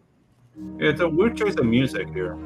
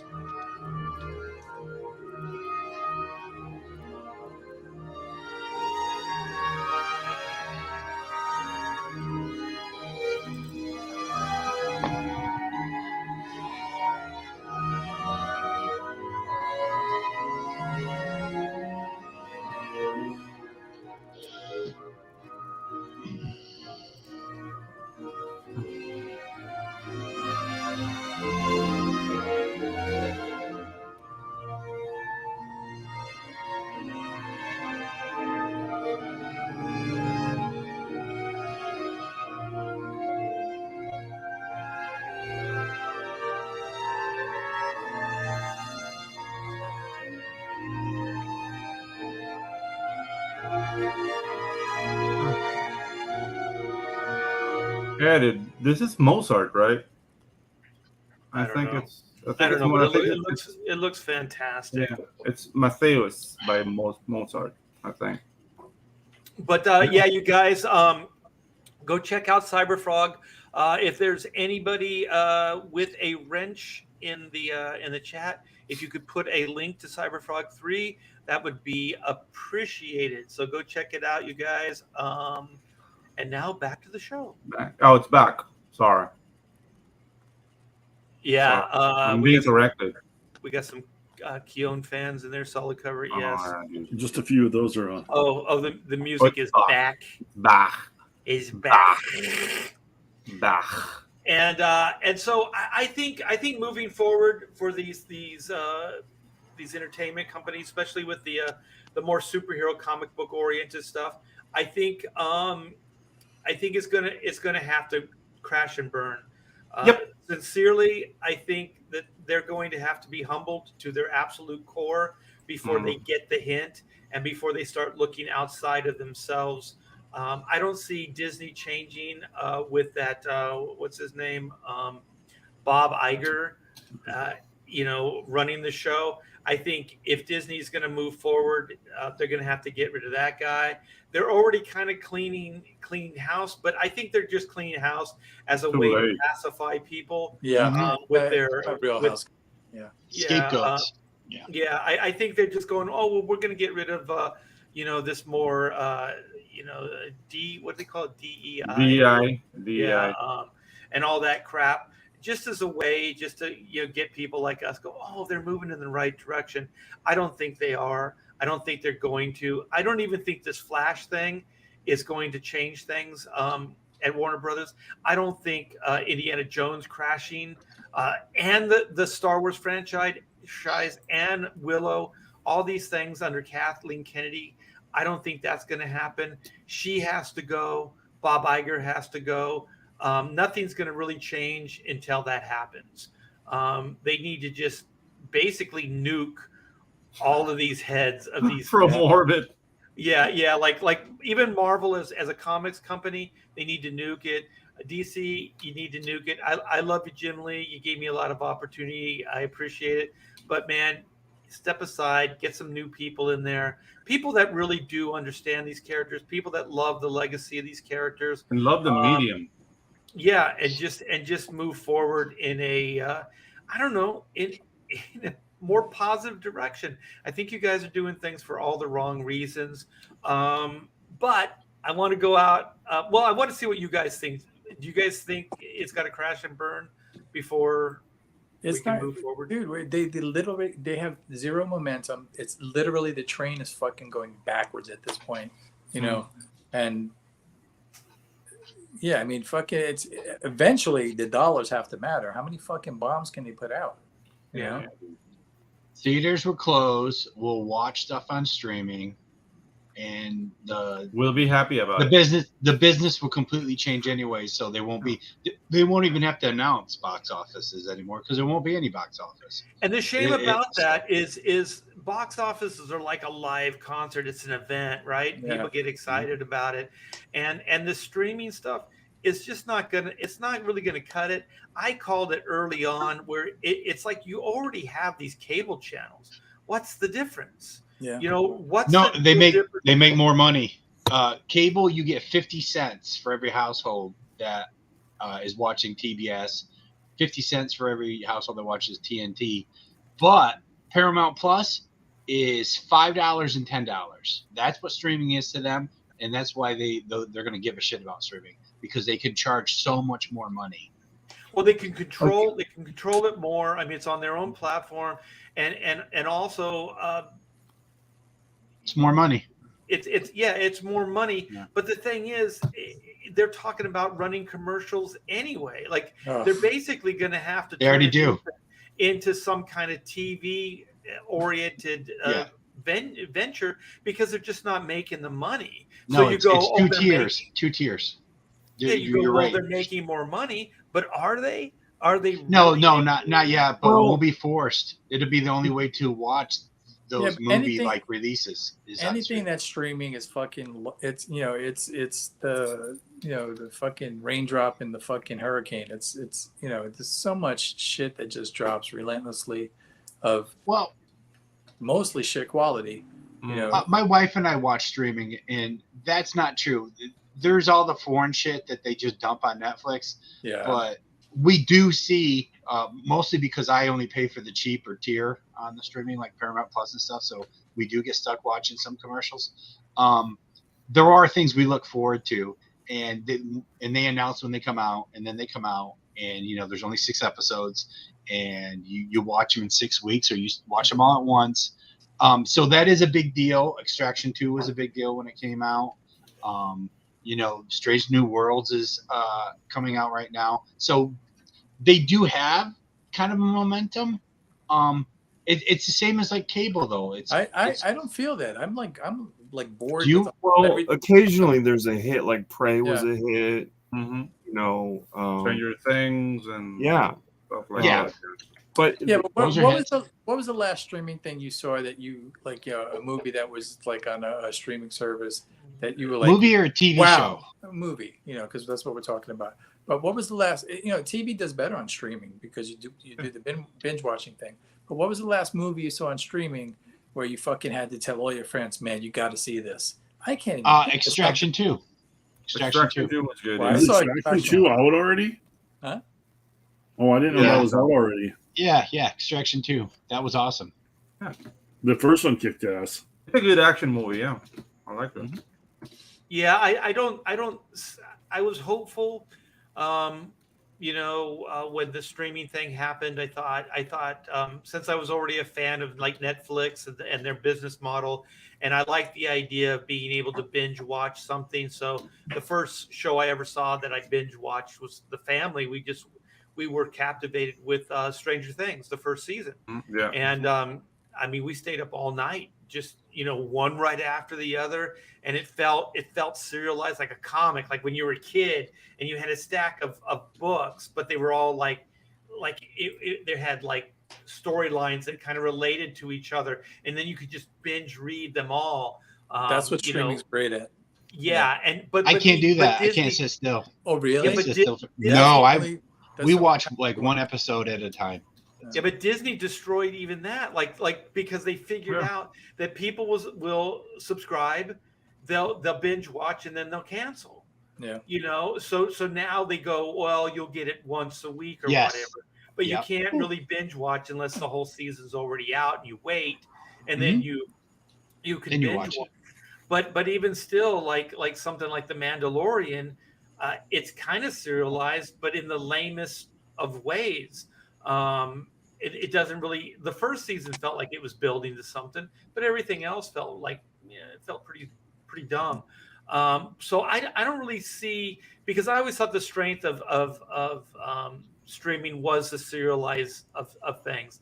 Like they would make 10 episodes. They'd have them all done, and then they'd put it all up at one time, and you could watch them all back to back. That's something you couldn't do before, right? You couldn't do that. So that was a brand new thing that they were bringing to the populace.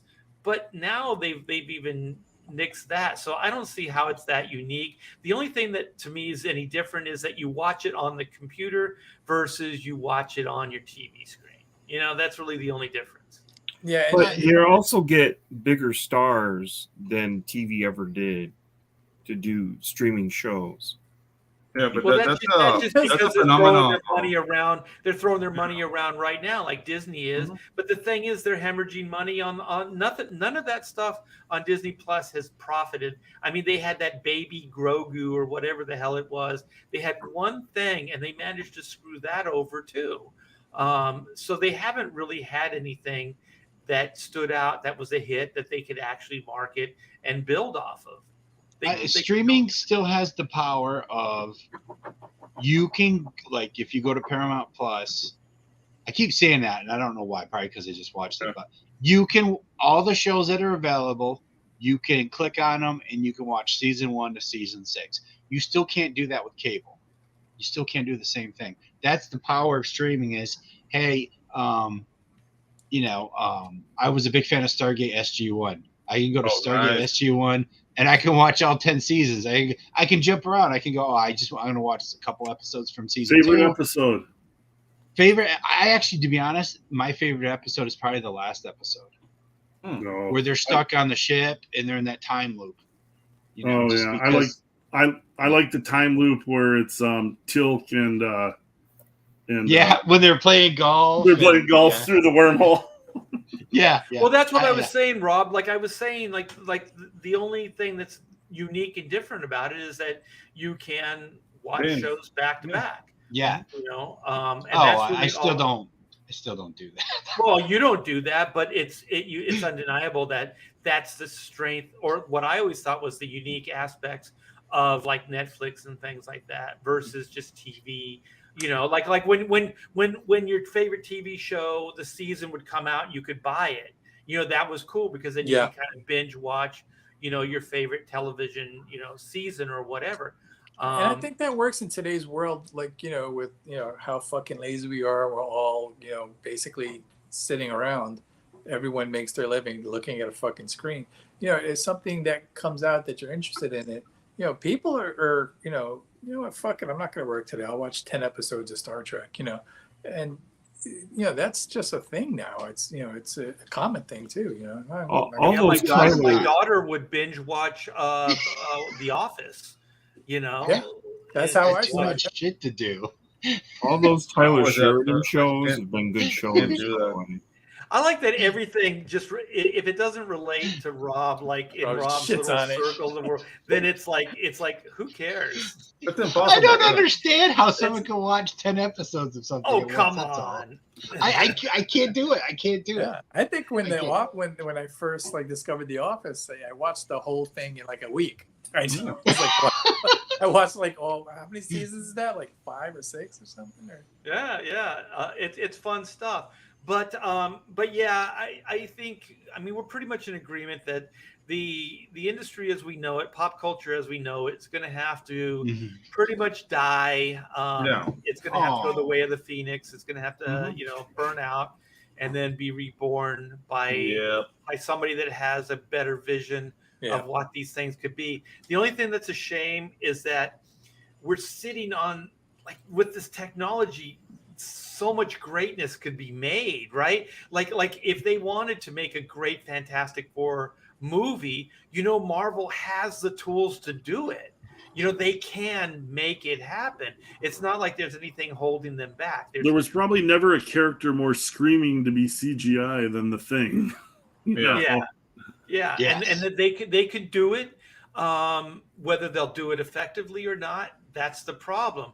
But they can do it. So it's kind of the best of both. Well, what they need is the best of both. They need some good writing. They need good directors that have a vision, and then they can throw the money at it and make the epics that Rob wants. Things blowing up and shit happening. all the time Yeah, I with a prefer- story. With a story. Yeah, that's exactly what I'm saying. With a good story, yeah. So you can have the best Or of the it. thing is, I think we have the technology, but we don't have the respect. And I'm talking No. about the people at the helm.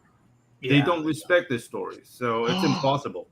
No matter how much. Wow. All right, See, that's I That's can't what you believe you said that. throw them out That's now. what How That it brings a tear to my eye. Mm-hmm. They're turning Weird against you, Rob. takes. Weird takes. I love all the coolest shit. Mm-hmm. Oh, wait. Art of Roy says, I'm with Hunter. Oh, you see? See? You have See? backers. You have backers. You got Yeah. one fan. I've seen pieces. Someone said I'll love The Boys if I watch it. It's boring and then it's shock. It's boring then it's shock, like most British writers. So Yeah. I have to watch it on fast forward. But I agree with you, Pedro. I think that's part of the new regime. Coming in, it's kind of like what we need the Lucas, we need the Spielberg, we need like the new generation to come in and show these. But do they guys exist? how to do Because it. we got people that have now grown up on this crap. Yeah, but okay, Chris. The thing is, like, they do exist, but they don't fit the profile to get hired. Well, they're You know creating what I mean? YouTube stuff. Yeah, because the thing is, like, if you go Awful to the studio YouTube. and they ask you what are your pronouns, and you have your pronouns, you're not a filmmaker, you're an activist, and those are the guys who are getting hired. So yeah, the people who have the talent are out there. They're just not getting hired to do anything. Yeah. And eventually they'll go on to something else, so they'll even Yeah. lose that talent pool, which is what's Exactly. happening in comics right now. Mhm. The talent pool, the people that are competent and know how to do this stuff, are kind of going on to different things. To do video games and do like advertising and whatnot. But let's leave on this, because I'm definitely excited about this. I do think there are some filmmakers and there are some interesting takes on some of the stuff that we know and love. So this is the trailer to Our lives are the sum of our choices. And we cannot escape the past. Ethan, this mission of yours. Well, I want to ask you guys, I don't know if you've seen this yet, but is the woman that gets shot, is that his wife? That's his spy girlfriend. I would like Well, to think his it is. first wife is with the doctor now, and because Ethan wanted to keep her away from his enemies, and then there's the new love interest, but I don't know if that's her, and that might be her getting shot. I don't know, because Hallie Atwell is the new love interest in this movie. Yeah. I don't recognize the one that just got shot, so I'll have to keep my there's eyes out. multiple girls. Dearly.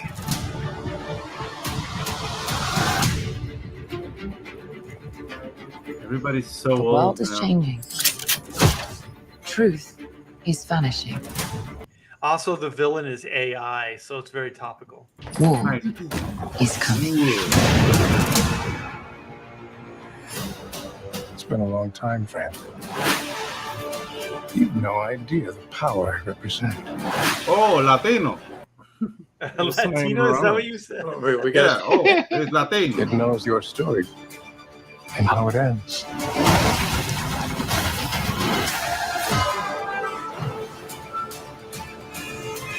Hallie Atwell. Oh my God. Listen to me. Those are real sets, you guys. These are real Yeah. locations. The world's coming after you.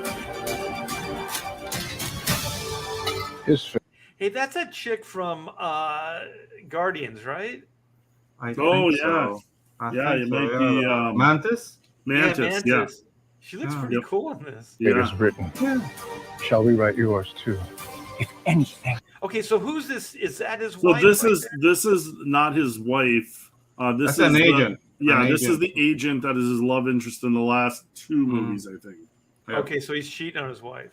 Well, no, Yeah. his No. wife- He This died. is- I remarried. think he's dead. Yeah. What'd you say, Rob? His wife knows he's not dead, but everyone else thinks he's dead.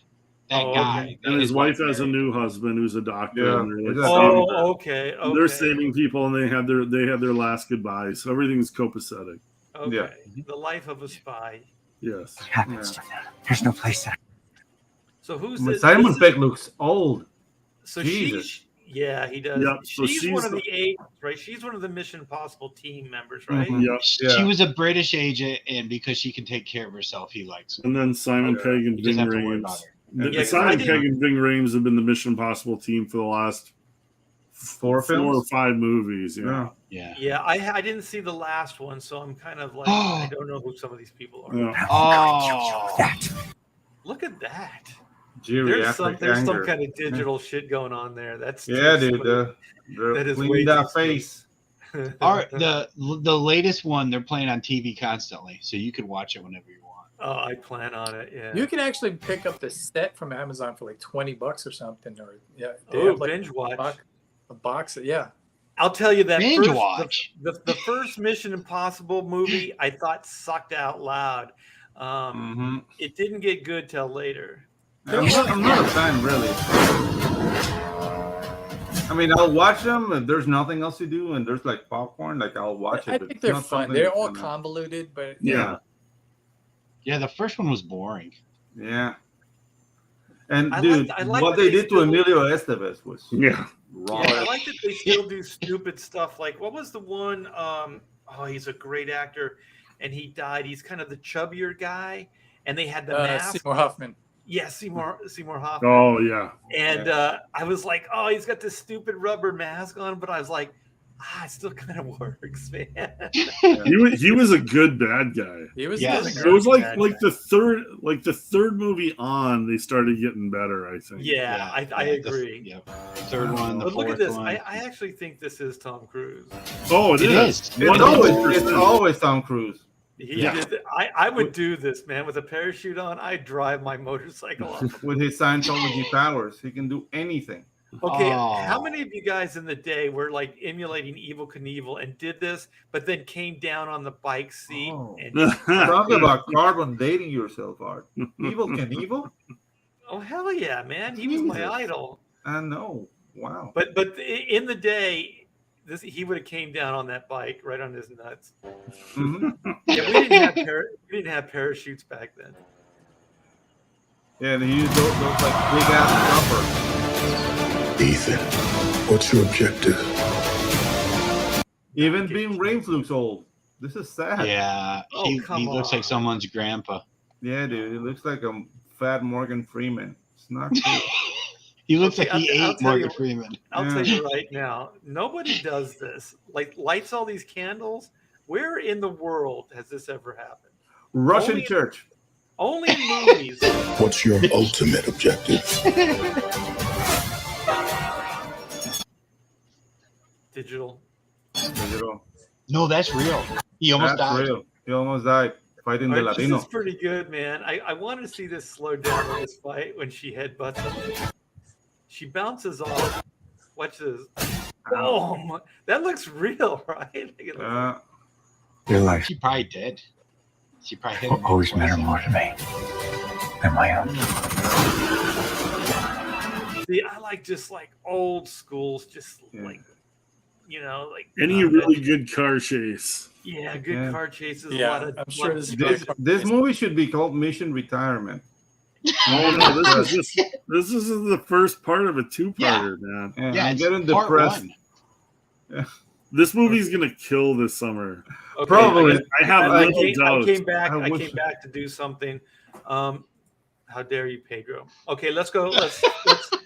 Let's Poor finish up Pedro. the trailer without Pedro's freaking nonsense. All right, hey, Pedro, I'm gonna let you back if you can bite your tongue. Oh, right. I can He see you. can't. Just hold up one finger if you can hold your tongue. Okay. You promise? You promise? No I'll do my best. no old people jokes. No old people joke. Oh, I'm hitting a nerve. I'm sorry. All right. wait, was that an old person joke? Yeah. Yeah, he lasted about 2 seconds. Okay, Pedro, hold one finger up if you can behave yourself. Oh, it's the middle finger. That's not right. That's not right. Okay, Pedro, can you behave yourself? Yeah. Okay, all right, he can. All right, let's go. Let's move forward. Okay. Drop Pedro, bring in Emilio Estevez. Yeah. Just like Mission Impossible would. Yeah. Oh, wait. Okay. Are you guys seeing this? Yep. Yeah. Okay. Here we go. I'm gonna mute. Pedro, you shut your mouth. I know you're gonna Hey, look at that. Okay, Pedro. How can you look at have you seen this, Pedro? Look, watch this. Look at this. Have you seen this, Pedro? By the way, I want to ask Chris this. Okay, do you see how they flip the camera around? You never do that, right? Because it's disorienting, right? Well, is it the 360 rule where you? That's called crossing the axis. Yeah. Okay. That's what they did, right? You don't do that in film or in comic. Can't you do it when it's continuous? I don't It's know. continuous. Rewind that shot. If it's continuous, you're not cutting. Okay, so it makes sense. Okay, the camera's on this side. Mm-hmm. But do they move it or do they? And then Oh yeah, they cut flip it. it They onto cut. her They side. cut. Mm-hmm. But that's for the trailer. They could have chopped it for the trailer. It's probably all Yeah, one scene. time.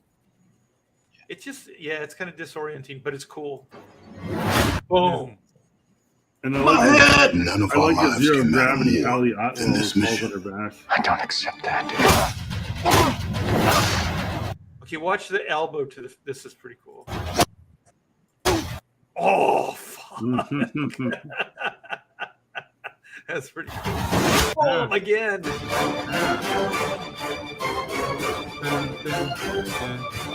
Oh, did you see the woman's head? Oh, there's some cool stuff in here. Yeah, Watch, he elbowed as the this- teeth into that guy. yeah, watch as this bomb goes off. Watch the woman that's sitting down. Watch her head. Boom! Whoa.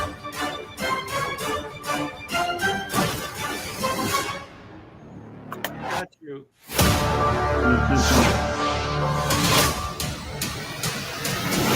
There's gonna be two of these? Oh, Yeah. God. Fuck all of you. I'm in. I'm going. I know, right? And guess what? The theaters are gonna make this happen because the theaters are gonna want to thank Tom Cruise for last summer. Yep. So And they're desperate. he's gonna get every theater he wants. He's gonna Dude. get all the IMAX. There's already stories about him arguing about Oppenheimer going into IMAX or any of the big things. He was already jockeying to make sure that his movie is in all the big venues. So Yeah, but Tom yeah. Cruise has never squandered a single. You have to drop pay of for good that. faith. That's not how it works. They're not going Never to give squandered him. a single drop of good faith with his fans ever. Yeah. He could come out as gay tomorrow. Will not lose a single seat. You Yeah. know, he's fucking. I want it to do well. The movie looks good. I think Tom Cruise knows how to treat his audience. And, That he does, yeah. Yeah, I'm gonna go for sure. I haven't heard anything bad about it. I've heard just good about it. And what were you saying, Clint? That it? here, let me. Rotten Tomatoes. Let me. Yeah, we can't count on those things anymore. Yeah.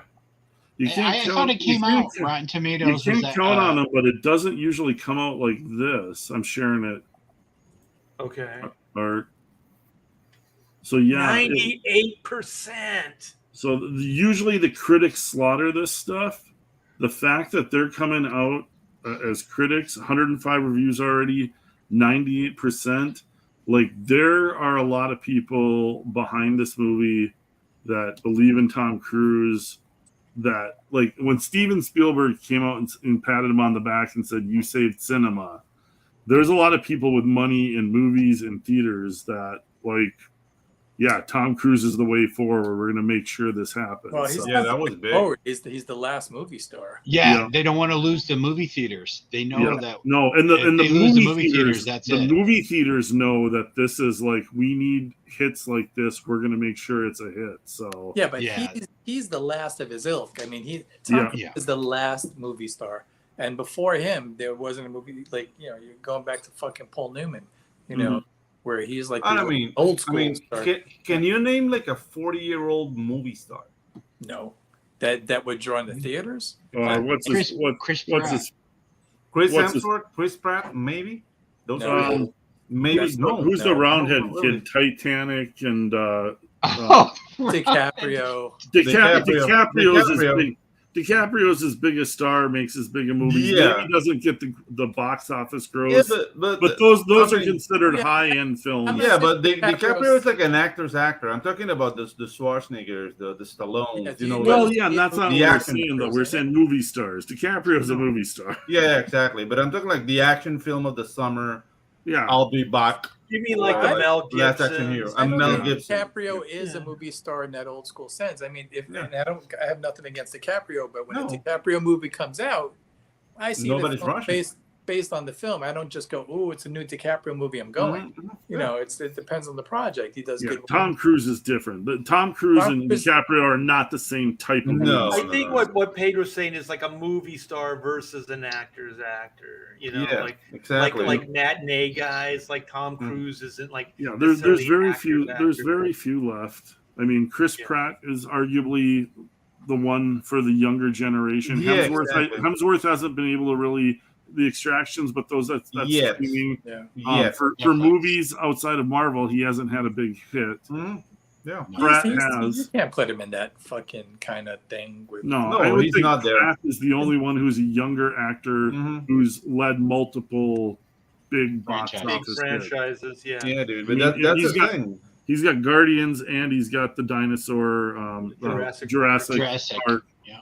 But Yeah, that's the Fuck thing, guys. movies, Like too. we're talking about guys who are 40 years old that are not cutting it.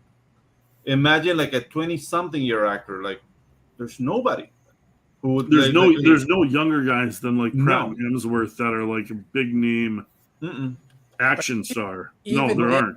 No, I wouldn't call them like super movie stars. It's not like, oh, here's a Chris Hemsworth movie, and No. I got it, and I'm gonna go see it, like not knowing anything about it. The Tom Cruise movie comes out, I'm just inclined to go. Yeah, You know, exactly. No, he's hit that level of, his batting average is crazy. You know, it's Yeah. like, how many bad movies has he made? 2. You know, Yeah. The Mummy and fucking, even Born on the 4th of July, which is depressing as fuck, is a good film. Yeah, dude. That guy in the So- wheelchair lived in my neighborhood when I lived in Hermosa Beach. You used to see that guy, like kind of in the chair going down the Strand. Oh, dude. Hey, tell me a story. The Rock makes a lot of bad movies. And he's a good star. Yeah. No, no. Yeah, Even but I that mean, that's guy's a aging. celebrity, not a movie star. Yeah, I Yeah. think Pedro makes a good point. Is like there's really nobody to there's not a new crop of Movie stars coming up. But Yeah. the thing is, I do believe even in Hollywood, just like comic books, they don't want the superstars. They don't No. want superstar directors. They don't want superstar actors. They don't want any of that. They want to be able to control every aspect of the film. I think that's why, you do see younger actors come in, but they kind of come and go. They don't really sustain and they don't become superstars because there just isn't the machine behind them.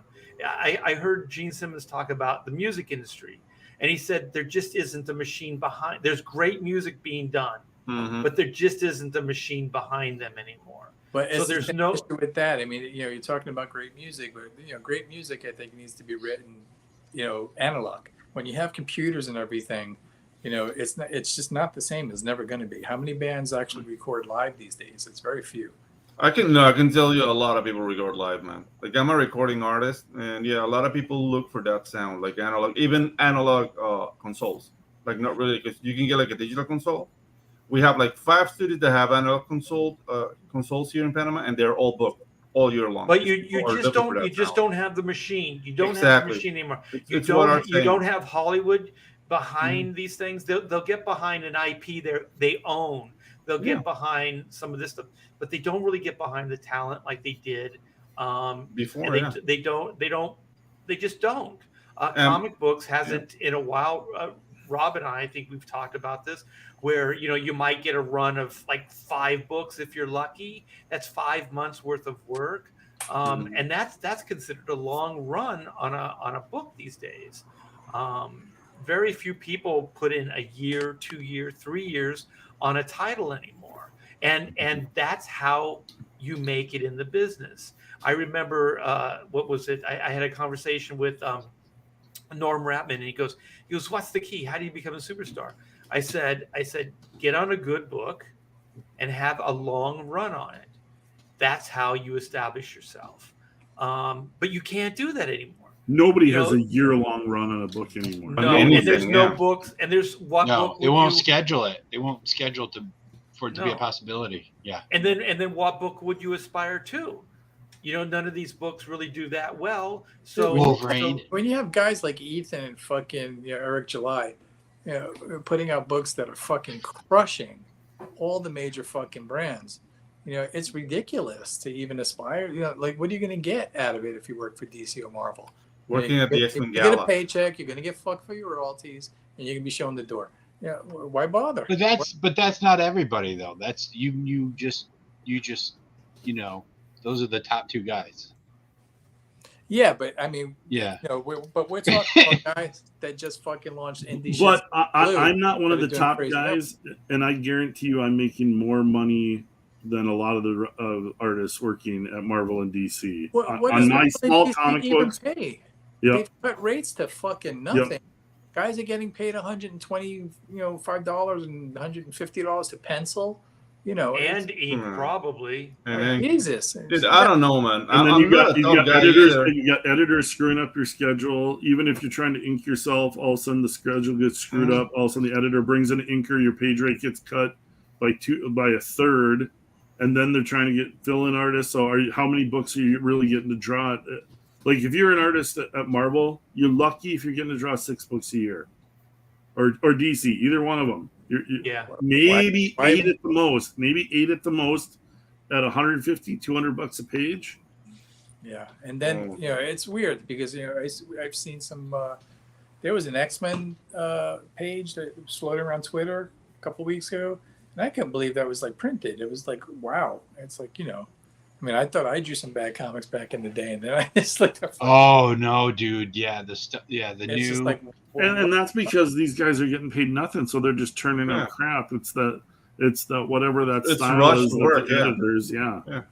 It's that anime inspired. None of this stuff. None of computer this art. stuff is done to sell comics. This It's is not all even. just. It's This is all not even filler anime work inspired. for Yeah. people in positions of power to keep their jobs. Mhm. Sales But don't you- matter. For Yeah, editors, sales don't matter on comics right now. Just Yeah.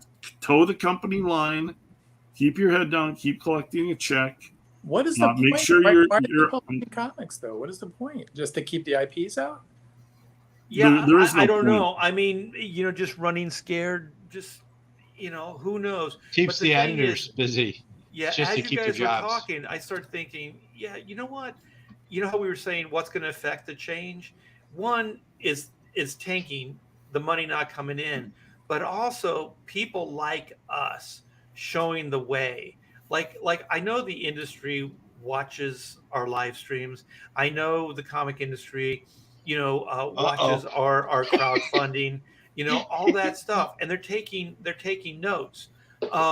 And so I think like between the two, one just kind of tanking, because like it's weird. We all think we're like the old timers because we talk about like comics when they were good and all this stuff, but we're also the ones that are kind of rejuvenating it if you think about it. Yeah. We're the ones that are bringing a new paradigm.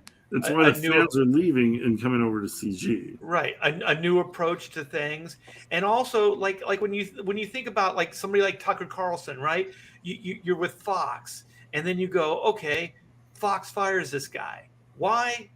Who gives a shit? They fired him. Number one guy.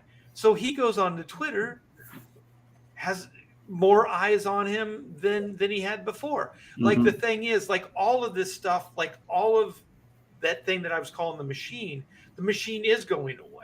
The machine isn't serving people We're us going through a anymore. transition. Everything's Right. changing right now. Like Yeah. Marvel and DC are shells, Of what hollow they were, shells of what they were. They're Yeah. and it's not going to change. They have no incentive to change.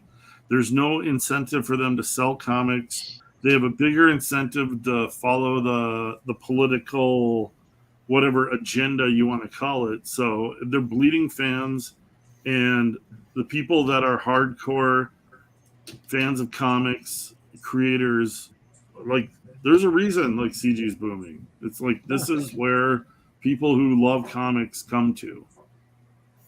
Comics are booming. I still want a Wolverine run. Still want to. Well, then I create still your want own my Wolverine. Wolverine run. Create Oh, your I already own did that. I did. I just need a few more backers. There you Get go. to that billion. Mhm. Look at Rob hasn't given up his Marvel and DC dreams yet. Marvel Dreams. I'm stubborn. I will do everything. That's how I'll do it. Well, Ow. don't I want a worry, Jim Lee. I want a Jim Lee Death Ray to cover. Don't. Well, yeah, that would be cool. Yeah, but going back to Marvel and doing Wolverine, it's why. Yeah, no, Are you I'm kidding never me? If I worried. got to write it, oh, that'd be fun, dude. That'd be a lot of fun. The right Wolverine, write and draw it. A white. That's the only way. You just stick them in Tokyo for 6 issues fighting ninjas. There you go. There's your story. Have them fight a bunch of robots. Yeah. And robot. Well, Robot don't ninja. steal my story. That's my Robot story. ninjas. That's my story. That's my story, Pedro. Groundbreaking, Rob. Yeah. Dude, How'd that's you what's come up with that? That's what's so great about comic books right now. It doesn't have to be groundbreaking because the competition is so bad and the writers are so boring, and they're a bunch of little bitches, to be honest. They're a bunch of little bitches. Yeah, all you have to do is make it visual. Make it visual and action Visual oriented. and have like at least 2 fights in the book. With a manly story. Yeah. Manly story manly will sell. tale. Manly. Oh, yeah, manly tales. All Manly right, tales man. of No Wolverine. incentive to do any of that. Yeah. No. So just in a nutshell, the pop culture of our past is gone. It's dead. R.I.P. And the future really is in people like our hands that remember the old, that can that. I'm not gonna say anything. I know it's Rob this time. Hey, Pedro's rubbing off on Rob, but people that remember good action adventure, they remember good G versus E stories, and can put a modern spin on it. I still feel like I have a lot of stories to tell. I have styles. I think I'm still fairly contemporary within the marketplace, and I'm going to keep going. And you're starting to see things shift. And with these movies tanking, with the old media going away, even news media, all this stuff, TV, everything's shifting around. So I think we're all in a good place. People listening right now, I think you're supporting the future, and we'll see where it goes. But the main thing is just don't lose faith in what we're doing, and keep looking forward to what we can create together. With the help of our supporters, our backers, and our talents. So CG is going to keep going. It's going to keep flourishing. Ethan Van Sciver showed us that. Eric July has showed us that there's still big money to work towards and that kind of success. So I want to thank everybody on the Pontificators. You guys are the best. I had a great 2.5 hours hanging out with you guys. Everybody in the chat, thank you so much. Thanks, Eric, and whoever else has been posting up links to all these guys' books. Clint has Superiors. It's in demand. Pedro has nothing. Chris has.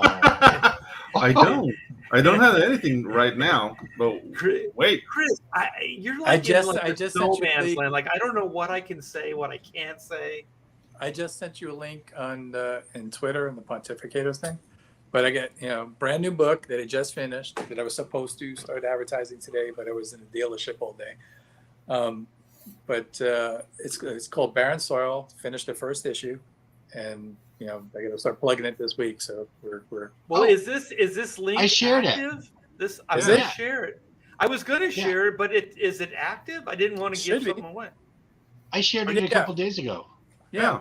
me too. Like I finished before the weekend, but again, I was out fishing. And then, like I said, today was supposed to be my big day, but I had to go to Chris, yeah, you got to give it a couple of hashtags on Twitter. Give it like but Comics Chris- Gay hashtag. Yeah. Chris, it says 0 funded, 0 backers. Yeah, it just fucking finished. I just put it up. So Okay. It's you live? got- is it? No. This is. I don't know if this is. The sign up that's page. I thought it was what I'm sign-up asking. page. This is not the sign up page. This is the backer page. Yeah, this is the backer page. No, go to. No, this is the backer page. Oh, This is the did backer you page, man. You launched. did you make it live? Did you? Oh, It's, Yeah, I don't yeah, think yeah, it's yeah. live. That's go what to I was YouTube. asking. Go to YouTube and type in Barren Soil. Play the fucking trailer. Okay. Play the fucking trailer. Do it.